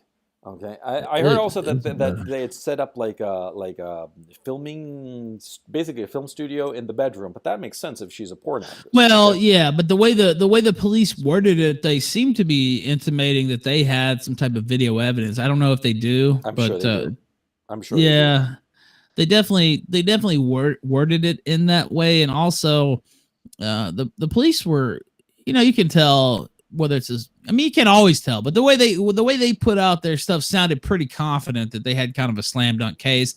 And I know she put out a statement that her I don't know if it was her ex-husband or just ex paramour or whoever that she had the kid with was a fundamentalist Christian, and he didn't like her, and he wanted to keep the daughter away from her, and this was manufactured. And I mean, I guess that's possible, but the police surely weren't portraying it in that manner. And I don't think it looks good for Mercedes. No, it doesn't look good for her at And they all. happen to find meth and handguns in the house as well. That didn't help either. Yeah, So. I watched your show. You were talking about that where the meth and the handgun uh, added on exponentially to the potential sentence. Is that accurate? Yeah, definitely. I mean, and now I don't know if the handguns were, can actually be linked to the actual child molestation. Uh, but first off, are the handguns legal? That's a big deal, especially in California. The handguns in concert with the drugs can also be a charge modifier. I see somebody in chat. I lost the chat name, but said, "Oh, here it is." Mr. Say What Now, Mercedes will probably rat her boyfriend out for a reduced sentence. I think that's very likely, and I was kind of Sure. talking to Ricada about that on the stream. That'll probably be what ends up happening. I don't know. By the way, that's her husband now, the other one they arrested. So, depending on how strong the case is, I fully expect her to roll over on him. Yeah. It's just horrifying. I just find it just.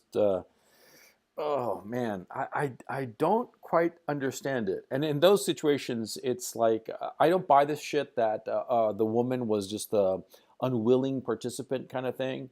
No, I think that it might have been her Well, idea no, or I don't his. either, and it's especially what depending on what the police have, but the way it was portrayed was she was a willing participant in it. That being said, a lot of times the prosecution, if they have two defendants like that, they'll play them against the other and then say, "Hey, look, bitch, you're looking at life in prison possibly off this. Roll over on him, especially in California, you might get out in 8, you might get out in 10, 15 max. Go ahead and sign this. You'll still have a life after you get done with this. Testify against him." I think that's very possible. Mm. Oh, Jesus Christ! I don't know where we segue after the Mercedes Carrera thing. I apologize. No, no, no, no, not at all. Yeah, it is. It is kind of a hard segue. So. Yeah, it's like, where do you go from there? It's like, holy shit, you know? And on that lovely On note, that note, yeah. Jesus Christ, yeah. No, I'll segue to the channel. My channel has been doing very well as of late. I posted a couple of posts in the last few days that have gone over very, very well, which I was kind of surprised because I've been experimenting with a different approach to editing that I tried out before a little bit, but now I'm like going whole hog in it of like just like doing like kind of like interesting jump cuts and stuff like that. And it's working out really well, and people seem to be responding to it. And so, channel is doing great. Yeah, just crossed the 160,000 mark. Actually, now I'm just looking at it. I'm close to 162,000, so that's very exciting. And yeah, so YouTube is going great. And the other thing I'm getting ready for is I'm going to be launching my novel in Friday. Friday, I'm not like publishing it on Friday. Rather, I'm launching an Indiegogo campaign because I'm going to be self-publishing a hardcover first edition. And Okay. so people who support the Indiegogo campaign will be able to get a hardcover first edition. And if they support it by more amount, they can get a signed one and even a dedicated one, a dedicated copy. And yeah, I'm really looking forward to that because Well, that's cool. So you're gonna do that this Friday? yeah, this Friday I'm going to be doing that because what happened was that I mean, like it's an open secret, right? I used to publish novels for a living. That Sure. was my job, right? And I moved away from publishing because I just got interested in other things. And let me see, in 2015, I wanted to get back into publishing. And so between 2015 and 16, I wrote a novel called Wilshire Boulevard. It's a thriller. And I was really happy with it. It's frankly, I think, the best thing I'd ever written. And I was really psyched about it. And my agents were also very psyched about it. And it was just expected that it would go over very well with publishers. And it was submitted to 20 publishers. and and it was turned down by all 20 publishers, which was incredibly disheartening, as you can imagine. And well, I was just stunned, okay, especially because I'd always been very successful as a writer. When I moved out to Hollywood, I got my first paying gig 5 weeks after I got to Los Angeles, and I never looked back. And I'd always, I mean, like I said, I was earning a living as a writer. So I never called myself a writer when I was just, humping coffee as a barista and writing on the side. No, I only call myself a writer when I was earning a living. I earned a living as a writer. I was a successful commercial writer until 2002 when I decided to move on into different directions and other things, right? And when I wanted to get back, I just failed so miserably. And the editors said that it was very well written, very well executed, very well plotted, very well characterization, but they found it problematic. And this was back in a time that I didn't even know what the fuck the word problematic meant. I didn't realize it was like code for politically incorrect, right? But there's one editor, bless her heart, she said that my novel was hateful and misogynistic. I'm not kidding. I've got the email. And she called it hateful. You are fairly hateful, though, Coach. I'm hateful. Well, No, I'm just fucking with you. I think it's my diet. Too many red peppers in my diet. I don't know, but whatever the fuck it is, yeah, I was like hateful and misogynistic, which was just fucking weird as far as I was concerned, right? Because the novel is really critical of feminism, right? But I thought that you can write whatever. You're a writer. Free speech and all that shit. I had another thing coming, obviously. And, after that, I decided, okay, fuck it. I'll just leave it aside. But I was talking to Ethan Van Sciver, and he was telling me about Cyberfrog. Ethan's a great guy, very interesting fellow. I don't know if you've had him on your show. I have had him on a couple times. He's actually on the Hillstream itself, our infamous program that helped get us kicked off YouTube. The infamous Hillstream. And he's a nice guy. Yeah, and, yeah. I like him. Yeah. I think the heel stream is just so encapsulates YouTube. Do a good thing, do a show for charity, and get banned because you're That's a Nazi. directly traced to me actually getting kicked off the platform. There's a good chance I would still be on YouTube if I hadn't done that show. Yeah, exactly. Yes, but, I think it was fun. Yeah, I think that you were a fool to have done it. True. Looking back, maybe not the best decision for sure. You should have done a show like kill the little kids, and you would have been on YouTube forever. Yeah, well, oh man, it's one of those things. Yeah, if hindsight is 20/20. Yeah, if only. I mean, you think about it. If I told you beforehand that you should do no, Ethan, you should do a show called "Kill the Kids," you would have it's preposterous. You would have thought I was high. But yeah, see, okay, yeah. But anyway, Ethan Van Sciver is a smart fella, and he was telling me how he had gone about putting together Cyberfrog, which he is yet to publish. He's finishing it up, as he told me, and to tell you the truth, I'd always been the whole notion of self-publishing when I was coming up in the ranks in the 90s. That was like anathema to me because it was only losers who self-published, right? But now in the very, very changed environment, because back in the 90s or earlier, there were what are called vanity presses that would publish whatever you wanted. If you paid, you'd pay $10,000, $20,000, $30,000, and they'd publish whatever you wanted them to publish, right?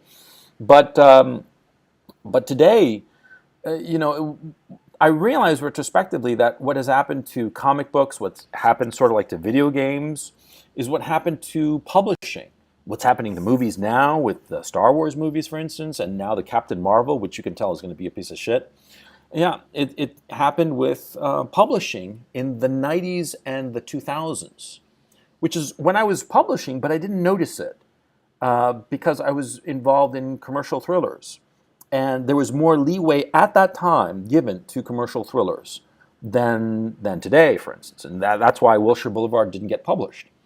And so Ethan Van Sciver was the person most responsible for me getting the gumption to do it. And to tell you the truth, I'm really, really afraid of putting out Wilshire Boulevard. Because before, I've always been a part of a machine. when I was writing for publishing houses, I was focused on the novel. And there was a marketing and distribution department that was in charge of all the other, parts of publishing a novel. And so I just focused on my shit. And if something didn't work out, it wasn't my problem. But now all of it's my problem, and I got to focus on all of it. And it's a lot of work on the one hand. It's very challenging. And so I was like, I'm really, really scared. So I'm going to shill the ever living shit out of Wilshire Boulevard.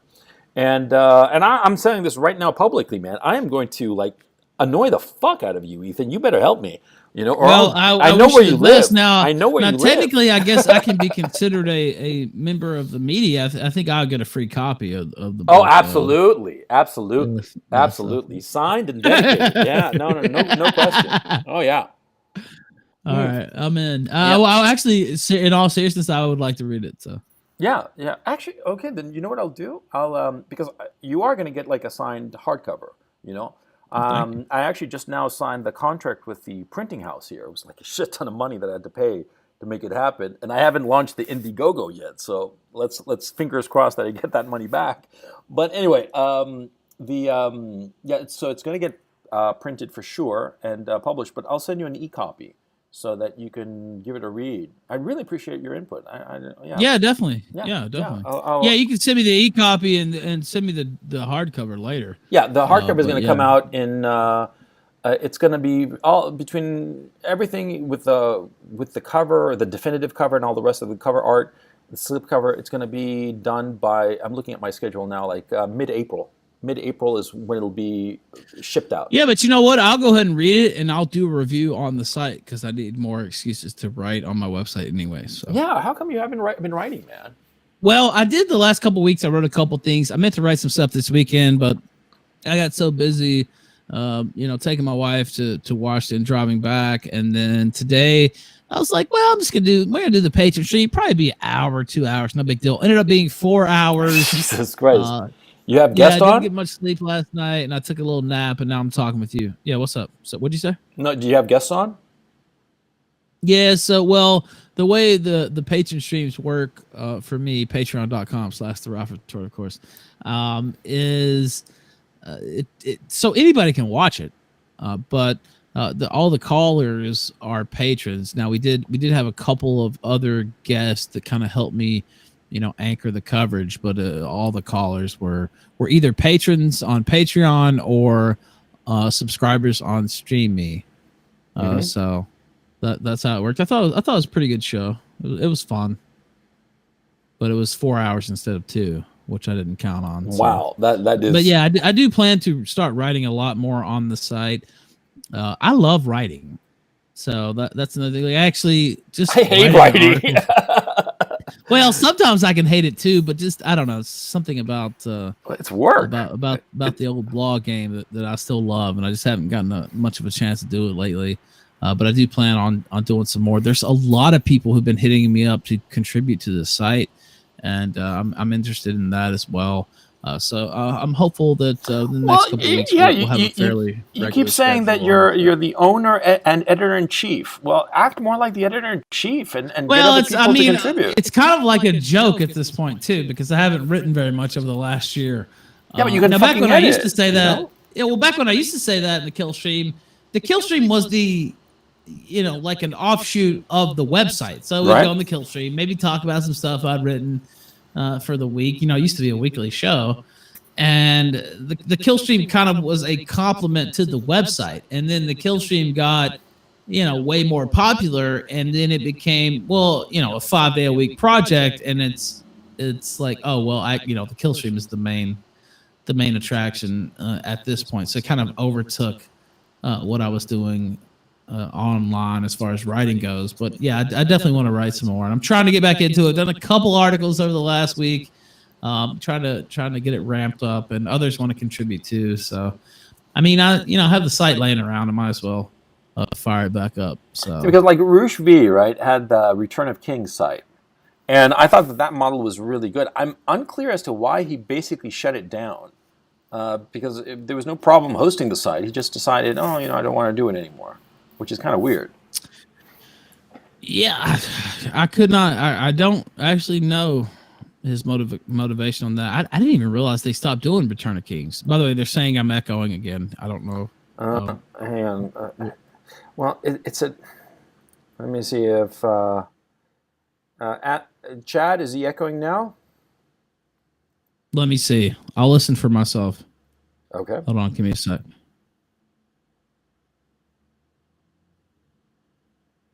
I don't hear any echoes. So Okay. And by the way, how's my sound level? Is my sound level good? Give me a sec. Hello. Is my sound level good? Sounds fine to me. Okay. Whatever. So okay. Yeah, Return of Kings. Yeah, for masculine men.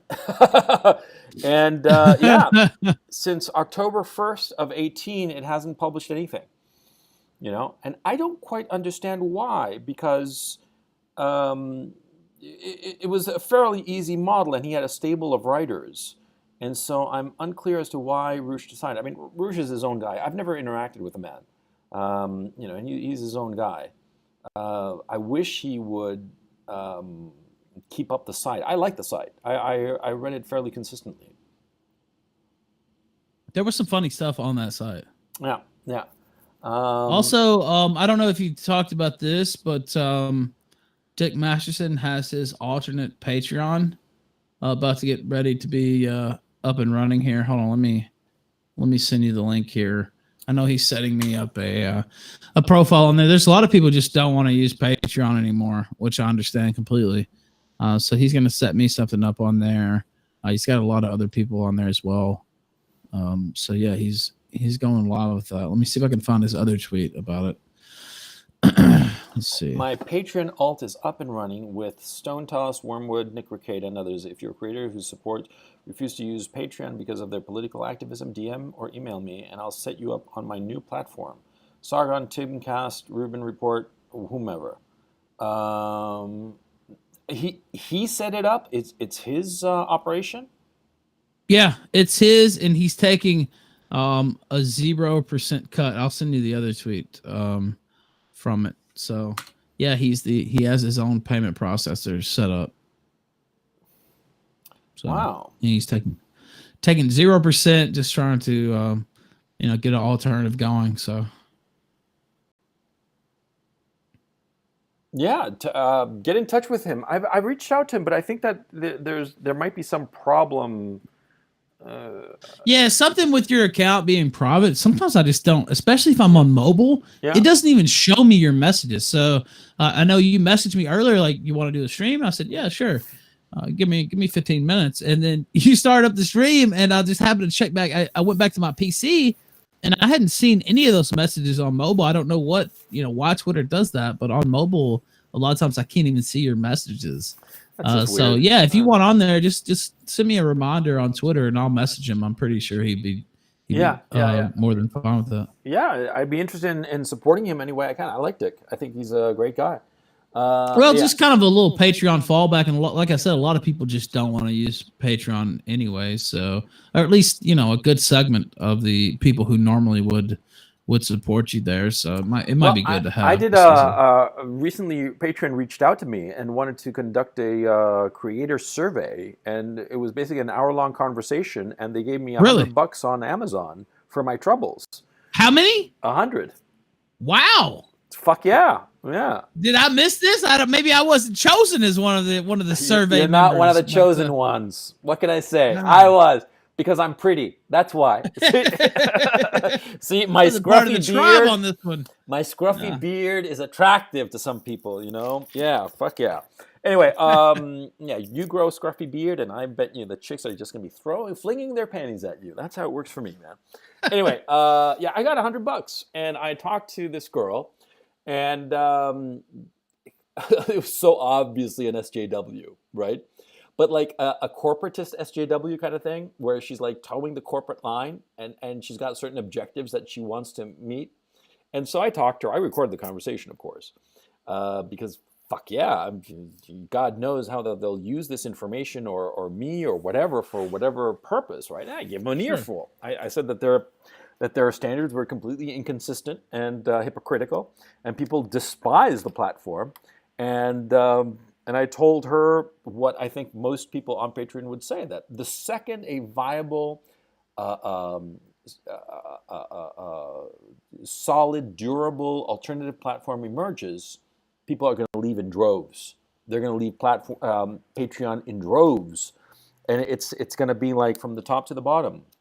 There are a lot of creators who've already said that they are looking to leave Patreon. A lot of them already have. I mean, Sam Harris and Peterson and Rubin.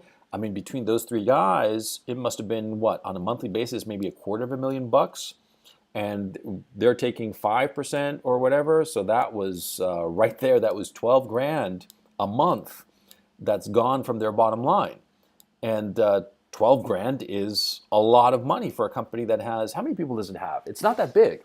It's like 100 people or something like that. It's only Yeah, valued. and they lost a lot of big creators just flat out shut down their thing, and that was definitely I mean, yeah, that was a hit to them. I mean, I don't think there's any other way to spin that for sure. Yeah. So so they sent me this email and they said that they'd give me $100 for an hour of my time. And I was like, fuck yeah, $100 on Amazon. I'm not going to turn down $100. And they didn't. I could tell. You know when you're talking to somebody and you can see how their eyes glaze over at what you're telling them, and they just do not buy what you're selling. They just do not believe that what you're telling is more or less the truth. Yeah, it was that. It was kind of sad, but it's not my company. I mean, like, I was fairly articulate, and I made it a point to sound sane. I didn't want to come across as some crazy, right? Yeah, I made the effort. I can really, for an hour, I can squeeze in rationality. I can make it for an hour, right? More than that, no way. But like for an hour, yes, I was rational and sane. I told them, look. Hey, well, listen, if they could hear this live stream and they want to talk to me for $100 for an hour, I'll talk to them for sure. Yeah, you're worth $100, huh? That's your price. Oh, you're so cheap. You're so cheap. I mean, an hour. Yeah, $100, only $100 an hour. Yeah, they can do what they will. Oh, you're such a whore. Now, did she sound hot? What? I saw her. She was on screen. She was on screen. Oh, you saw her? Yeah. What did she look like? A little Asian girl, and she was all right. And there was off screen. There was another woman off screen who was also monitoring the call, but I never saw her or never heard her either. I guess some supervisor or something like that. And it was a waste of time. Okay. I mean, frankly, after about 5 minutes, I could tell that everything I said, they were not going to pay attention. They were just crossing off the list. They're like, "Yep, we'll file this away." Yeah. But hey, it's $100. So. Yeah, but the thing is, the thing I mentioned to them repeatedly was the Vine example. You remember that story about how a bunch of Vine creators showed up at Vine's offices and they had a bunch of complaints, and Vine just blew them off, and all those Vine creators just left en masse. And 9 months later, the platform shut down. Yeah. These platforms depend on their top creators, on the top 1% of the creators. If those top 1% get really dissatisfied and split, that's curtains for the platform, because the other 99% cannot generate the traffic that top 1% generates. And you can always tell that there's that 1% of every platform that they've got like something, this it factor that people want to watch, they want to listen to, they want to participate in.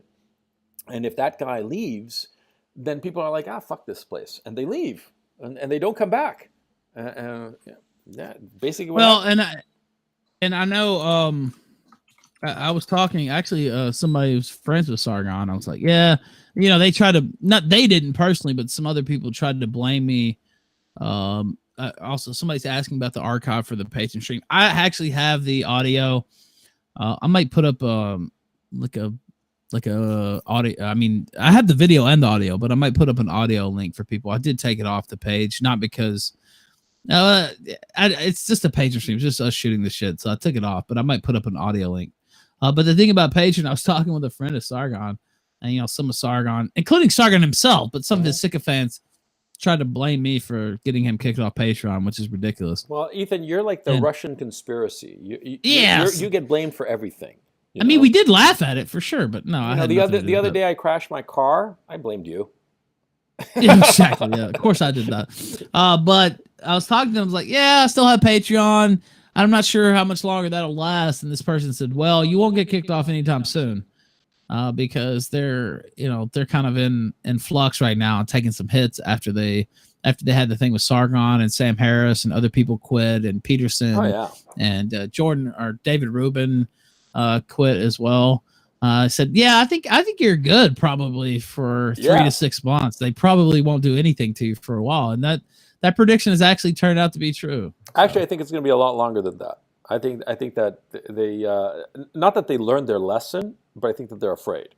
And yeah, it's like, wow, yeah, they kind of pulled back a little bit. yeah, I think that their vibe is, we're not going to do anything to antagonize anybody. The guy can be dressed up in a white hood and carrying around a flaming cross, and we're going to be fine with it.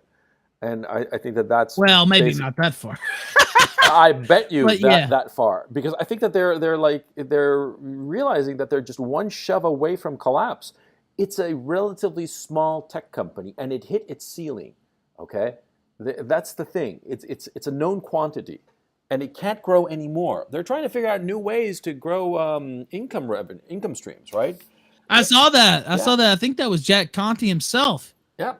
Said that, right? Yeah. These guys they hit their ceiling, and they were dumb enough to antagonize their most important hooks. They're fucked. I think that they're seriously fucked, because it's only worth, like, at its peak it was worth like $480 million, which sounds like a lot, but in the valuation of Silicon Valley, it's actually peanuts. And it's my understanding that they're not actually profitable. I don't know if somebody can correct me on that. But since their expansion, I don't know if they're profitable. I'd have to look at the financials. And I'm not even sure that they're publicly available. Well, it's much worse than that. See, in Silicon Valley, there's this really interesting book called Bad Blood about the whole Theranos scandal, right? Written by John Carey Lou or something. Theranos, that was the Elizabeth, whatever her name was, the blonde. Yeah, the crazy blonde. God, she was a scam artist. Holy shit. Yeah, but the thing is, see, that company was able to raise all kinds of money. By the way, what's the name of that book again? I want to write that down because I want to read Bad Blood. Okay. Yeah. Bad Blood, Elizabeth Holmes. Google that. You'll come right to the thing. Somebody's sending me an email saying, "Hey, Coach, tried to super chat you today. Could not get it through VPN. Indulge me as requested in my previous request. Not somewhere. Will match wits with you. Collaboration. Oh, I don't know what this is. I'll check it out later." Insofar as Bad Blood and the whole valuation of these companies, you got to understand what's key. See, they have these huge valuations before they're actually creating a revenue stream, because it's all a promise. But once they actually create a revenue stream, once they are an actual business, then their valuation starts to float down to what they are actually worth. And the thing is, see, Patreon is in that weird in-between area where it was growing, but it did have a revenue stream, but there was still the possibility, the promise of growth. And by what they did first with Lauren Southern, that put its entire platform on notice, but then when they blew out Sargon, then it really hurt them. And I would guess that their valuation, I don't know if they're publicly traded. I have no idea about the financials at all, except I don't think they are. Yeah, a rough estimate of their valuation. But I think that matter of fact, Kushner's brother is one of their main investors through his venture capital. The one who married Carly Kloss? Yeah, I believe so. Yeah, way to go. Joshua Kushner, yeah, Thrive Capital is one of the main, if not the main, investor in Patreon. Okay, well, Patreon on paper seems like a really good business opportunity, because there's it can be a predictable income stream, but if they get a bad reputation, they're fucked. Their whole thing is the whole thing is a brand. It's not like a piece of property, like you have like I don't know, you have a lot on a busy corner, and you put a gas station on it. Yeah, you're always going to have an income stream. Okay, it doesn't matter if you call the gas station, Shitsville Oil. People are still going to stop by and fill up their car with gas, right? But Patreon, it's reputational. And if it loses its reputation, the income stream goes along with it. Janet Conte was a fucking idiot. He should have just sucked up his SJW nonsense and, not created this self-inflicted wound. Right? Get woke, Well, I go agree. broke. I think it was retarded all the way around. Yeah. But, look, I think that now, you sure, like they say in Spanish, in Chile at least, we say chipe libre. You can say whatever the fuck you want, and Patreon isn't going to do shit. I mean, I'm telling you, you can go full 1488, white hoodie, a flaming cross, and you're going to be fine. They're going to be like, oh, just be careful. A flaming cross is a fire hazard. Be careful. That's all they'll say to you. Because I remember when they told me that, and I started thinking, yeah, you might be right, and they ended up being right. So what about these guys? Yeah, think about it. Think about how precarious their position. They must be like walking on eggshells every morning, because they see the numbers. Look, of the people that we know for a fact, Sam Harris, Peterson, and Rubin, and toss in Sargon of Akkad, right, which was self-inflicted. Right there, that was about $250,000. Okay, a month. That's a lot of fucking money. Because it might not seem like a lot. You say like 450 million valuation, and it's only $250,000 that's per month. And then you have to take into even my patrons. I lost, I don't know, 30 to 40 patrons, and these people don't.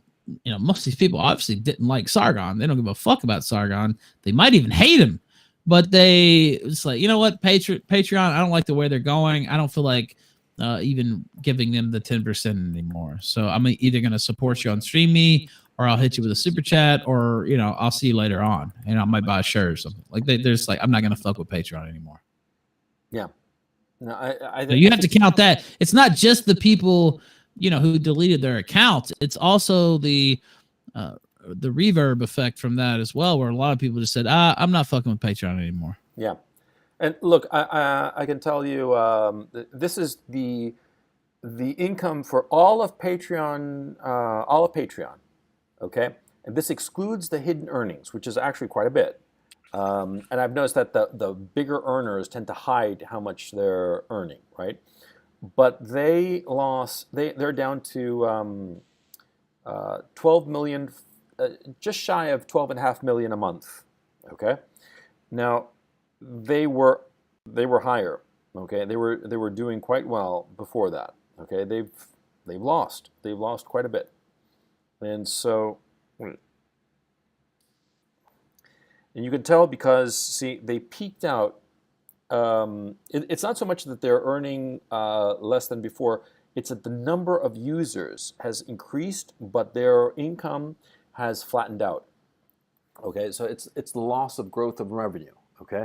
And the hidden earnings that is excluded from this public information, here, let me put it for the chat so that they can see. Hold on, just hold your horses here. I'm a boomer, so just chill. There we go. And browser window. There we go. Okay, as you can tell there, see, on the graph,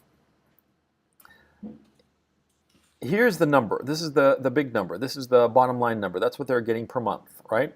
Ethan, I don't know if you can see it on screen. Yeah, I can see it. Okay. Yeah. And so here's the month on month, right? Yeah. Okay. And so here's the key issue. This number is flattened, right? It's the green bar here in this one, okay? It was down to 11,800,000, right? But it's sort of recovered, okay? But see, it's not really growing, even though the users might be growing, okay? The individual pledges, which is the amber-colored bar. Sure. Yeah. It's fairly stagnant, yeah. Yeah, it's growing, but not as much. And you see that there was this, it stagnated in the last 3 months of in the final quarter of 2018, and then it's gone up a bit in terms of users, but the money, okay, and see, this kind of company depends on growth, on radical growth, not like excuse me, not like single digit percentage growth month over month. No, they need double digit 10, 20, 30% growth per month to be sexy. Once they start like slowing down and so far as their growth is concerned, everybody starts seeing them as like an also ran, not that big of a deal. And so it becomes harder for them to raise money if they're operating a loss. Okay, now notice here, this is from Graphtreon. Okay, Graphtreon sort of like monitors Patreon, and they make educated guesses, but they don't really know. Now, if you notice that highlighted thing about the 12,500,000, they don't fully know because I know yours is private as well, so they can tell how many patrons I have, but I don't put the dollar amount because I don't really see a reason why I should do that. So exactly. They have to kind of estimate that. Yeah, exactly. Now the 12,500,000 is only from the public stats. It's not the hidden ones, like yours and mine are hidden, right? And it's the ones that are hidden. They're the ones who have left. Yeah, and also, so that's estimated monthly payouts. They take 10% of that. That's not 12 million. No, actually, it averages out less. Yeah, it averages out less. Yeah, but so it's like what, I don't know, 8 to 10%, something like that. Yeah. Okay, let's make it 10%. But it's not like Patreon's making $12 million a month. They're not. No. They're making 8 to 10% of that. Let's just say, just to make the math easier, let's say two assumptions. Number one, that the hidden is twice this. Okay, that is another 12.5 million. Even if it was twice, that would still make not it be like that great. 25 million, round number. And let's just say again, to make math easy, that their total revenue, this isn't income, this is revenue, is 10% of that figure, which would be 2.5 million per month. 2.5 million per month times 12 is 30 million a year. That's gross revenue. That's not a lot of money. That's actually very little money. Okay, you start factoring in office expenses, their servers, the employees, and all the rest of it. Yeah. And plus, there's been articles about them rapidly expanding their workforce and stuff. They've overexpanded, like most of these tech faggots. Not just them, but BuzzFeed and Vice and all these people. Well, limitless money for forever, and let's make more video content, and we're all good. Let's hire all these people. I mean, you could run Patreon, in my opinion, with 10 to 20 people. I mean, I don't really see why it would take more than that. Definitely not more than 50. And I want to say they have 200 to 400 people on staff. I have to go look that up. I don't know the tech side of it, of how many people you'd need to run the tech side. I have no idea, no insight on that, because I'm not real good. Well, you can outsource a lot of that. I mean, I don't know, because it's sensitive financial data. I don't know if you'd really want to do that. I mean, you'd have to pay for it somehow anyway, either in-house or out-of-house. You'd have to pay for it, right? So, true. But like, for instance, they have like, what was it, like 17 people on their trust and safety board, or their trust and safety ridiculous. Team? What the fuck, And also those people on their trust and safety team, what are they? They're basically the thought police, and I don't get it. And also, there's something else that hopscotching around back to what we're talking about, Joe Rogan. Joe Rogan was saying that there ought to be a way that you could get back in, that you could sort of like get back in their good graces. Okay. Get back in the good graces of, say, Twitter or Patreon, right? Get back on their platform. Oh, like an amnesty, like the Truth and Reconciliation Commission down in South Africa, yeah. So let me ask you something. So does that mean that I have to sort of like say, oh yeah, I used to be a white nationalist, but now I'm a good boy? I won't say anything bad. That's pretty much how I took it. You had to come out and self-flagellate a little bit, and we'll give your account back. We'll let you monetize again if you say the right things, pretty much. Yeah. I despise that. I despise that kind of like, having to do with like an auto da fe that you don't believe in, but you're saying it just so that you can get back on some shitty little platform, and still you'll have that sword of Damocles over your neck that they might drop it again if you say anything out of line. Fuck that. I don't know. I mean, like, I'm banned by Twitter, right? Fine. They Yeah. ban me? Fine. I'm not gonna fucking jump through any fucking hoop to get back on Twitter. No way. It's just not gonna happen because I Some have people self-respect. probably would though. Yeah. Well, the thing is, they don't have any self-respect. That's my Well, thing. that's Yeah. fair enough. But I'm just saying, some people probably would actually. Let me ask you: would you self-flagellate to get back on YouTube? No. Yeah. Now that's different. Now I've had some people, I've talked about, maybe I could have done a few things differently. Maybe there's some things I wouldn't have done looking back. Now some people say, "Oh, Ralph, you're talking about cucking, or you won't read this now on your super chat. You're cucking."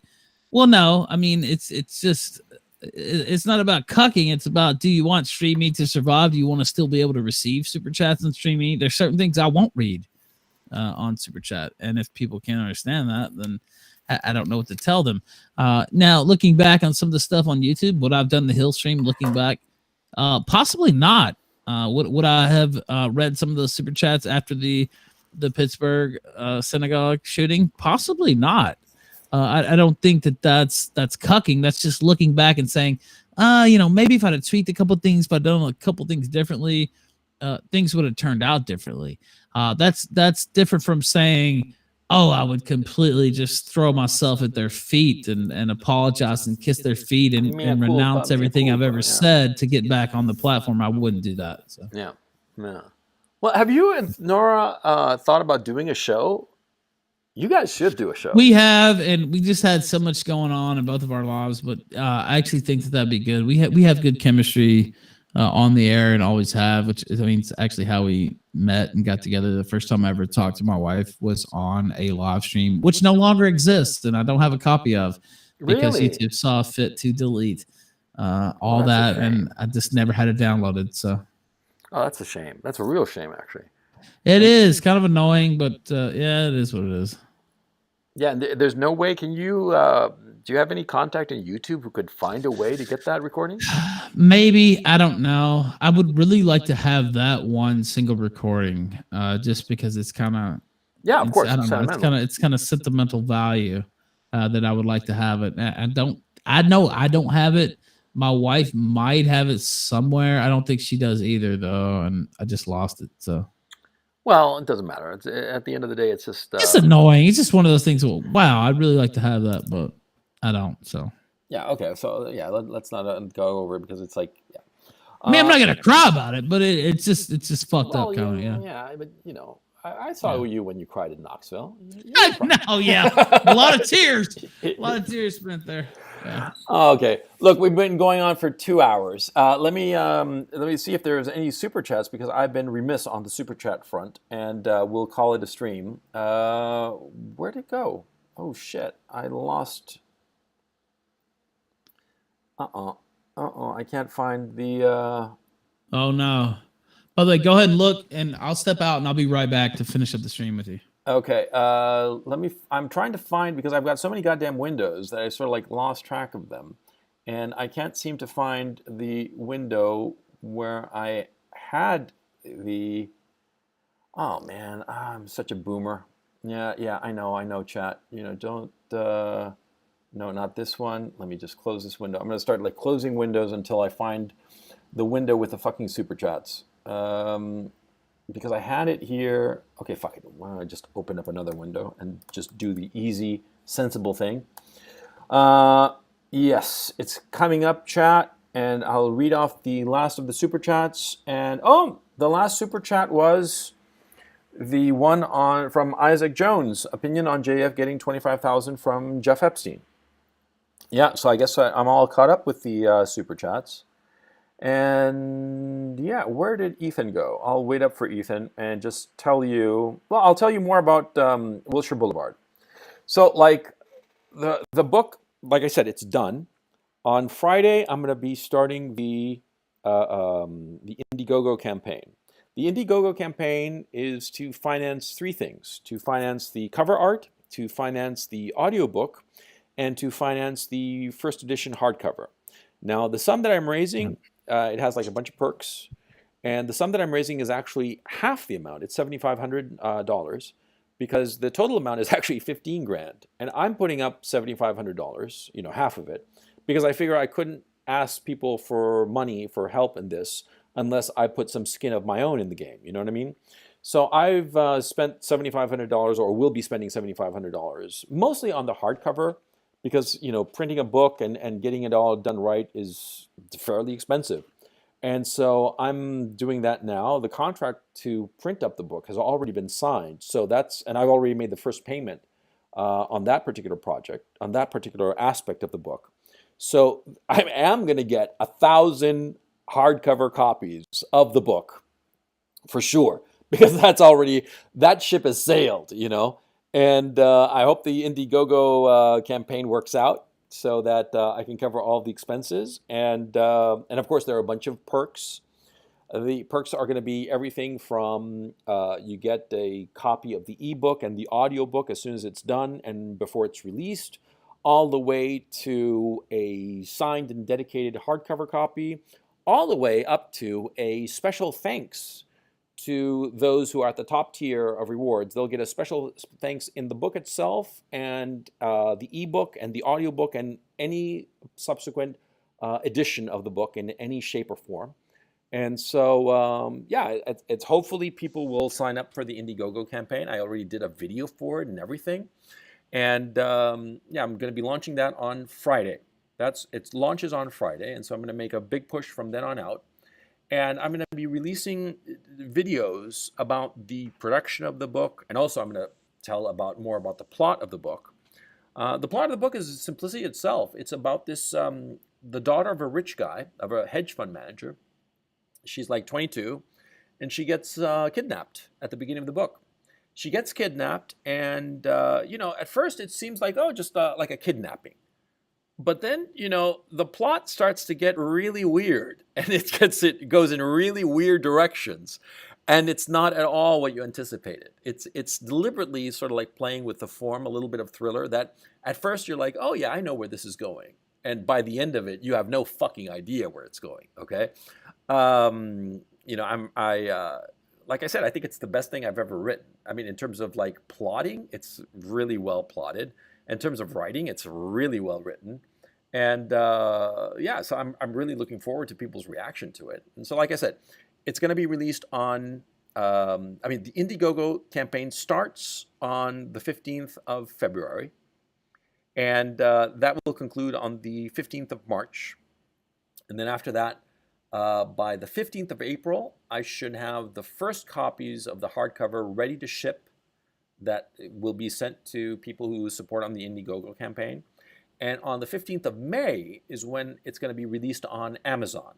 And the ebook will be uploaded on the 15th of April onto Amazon. But between April 15th and May 15th, it'll just be available. But you can buy it for delivery on May 15th, but you can't buy it right away. Because, as people at Amazon have told me, that the pre-sales accumulate. And what happens is that when the launch date finally arrives of May 15th, there's like a big pop in sales because of all the accumulated pre-sales. And this helps with the algorithm on Amazon. So it gets you shown to more people. So it boosts once it, yeah. By the way, my wife said who's going to voice the audiobook. I have a suggestion, but she was who's your suggestion? I was just joking. I was saying her. But are you going to do an audiobook version? Yeah, definitely. Definitely. In point of fact, I'm going to make a contest with Indiegogo supporters to see which one should be the reader of the audiobook. And because I'm going to get, I'm in contact with some producers to get some samples. And so I'll put up all the samples all together, and, whichever sample people like the most, that's the one that's going to be. So if she wants to be in the running, sure, All right. Maybe I'll nudge her towards that direction. She's probably mad at me that I suggested her, but why? Well, she's got a great. Well, she does. I think she would be a good choice, but we'll see. Yeah. For an audiobook, it's rough though. It's hard because what you have to do is be able to read it. It's not easy. No, it's not. Yeah, read it at a consistent pace is a lot harder than you realize. Try doing it. Try reading aloud. Well, for a few pages. I have tried doing it for about 2 or 3 years straight, especially the last year, reading stuff on air. Now, personally, I love reading stuff aloud to an audience, and I always have since I was a kid. So I actually get excited sometimes when I get to read something on the stream and the articles and stuff, and I try to give it some color sometimes and make it fun. I've always enjoyed doing it, but a lot of people really hate doing it, which I understand as well. But I've always enjoyed it for some reason. I don't have a problem with it. No, do I enjoy reading aloud? Yeah, I like it. I mean, it's not.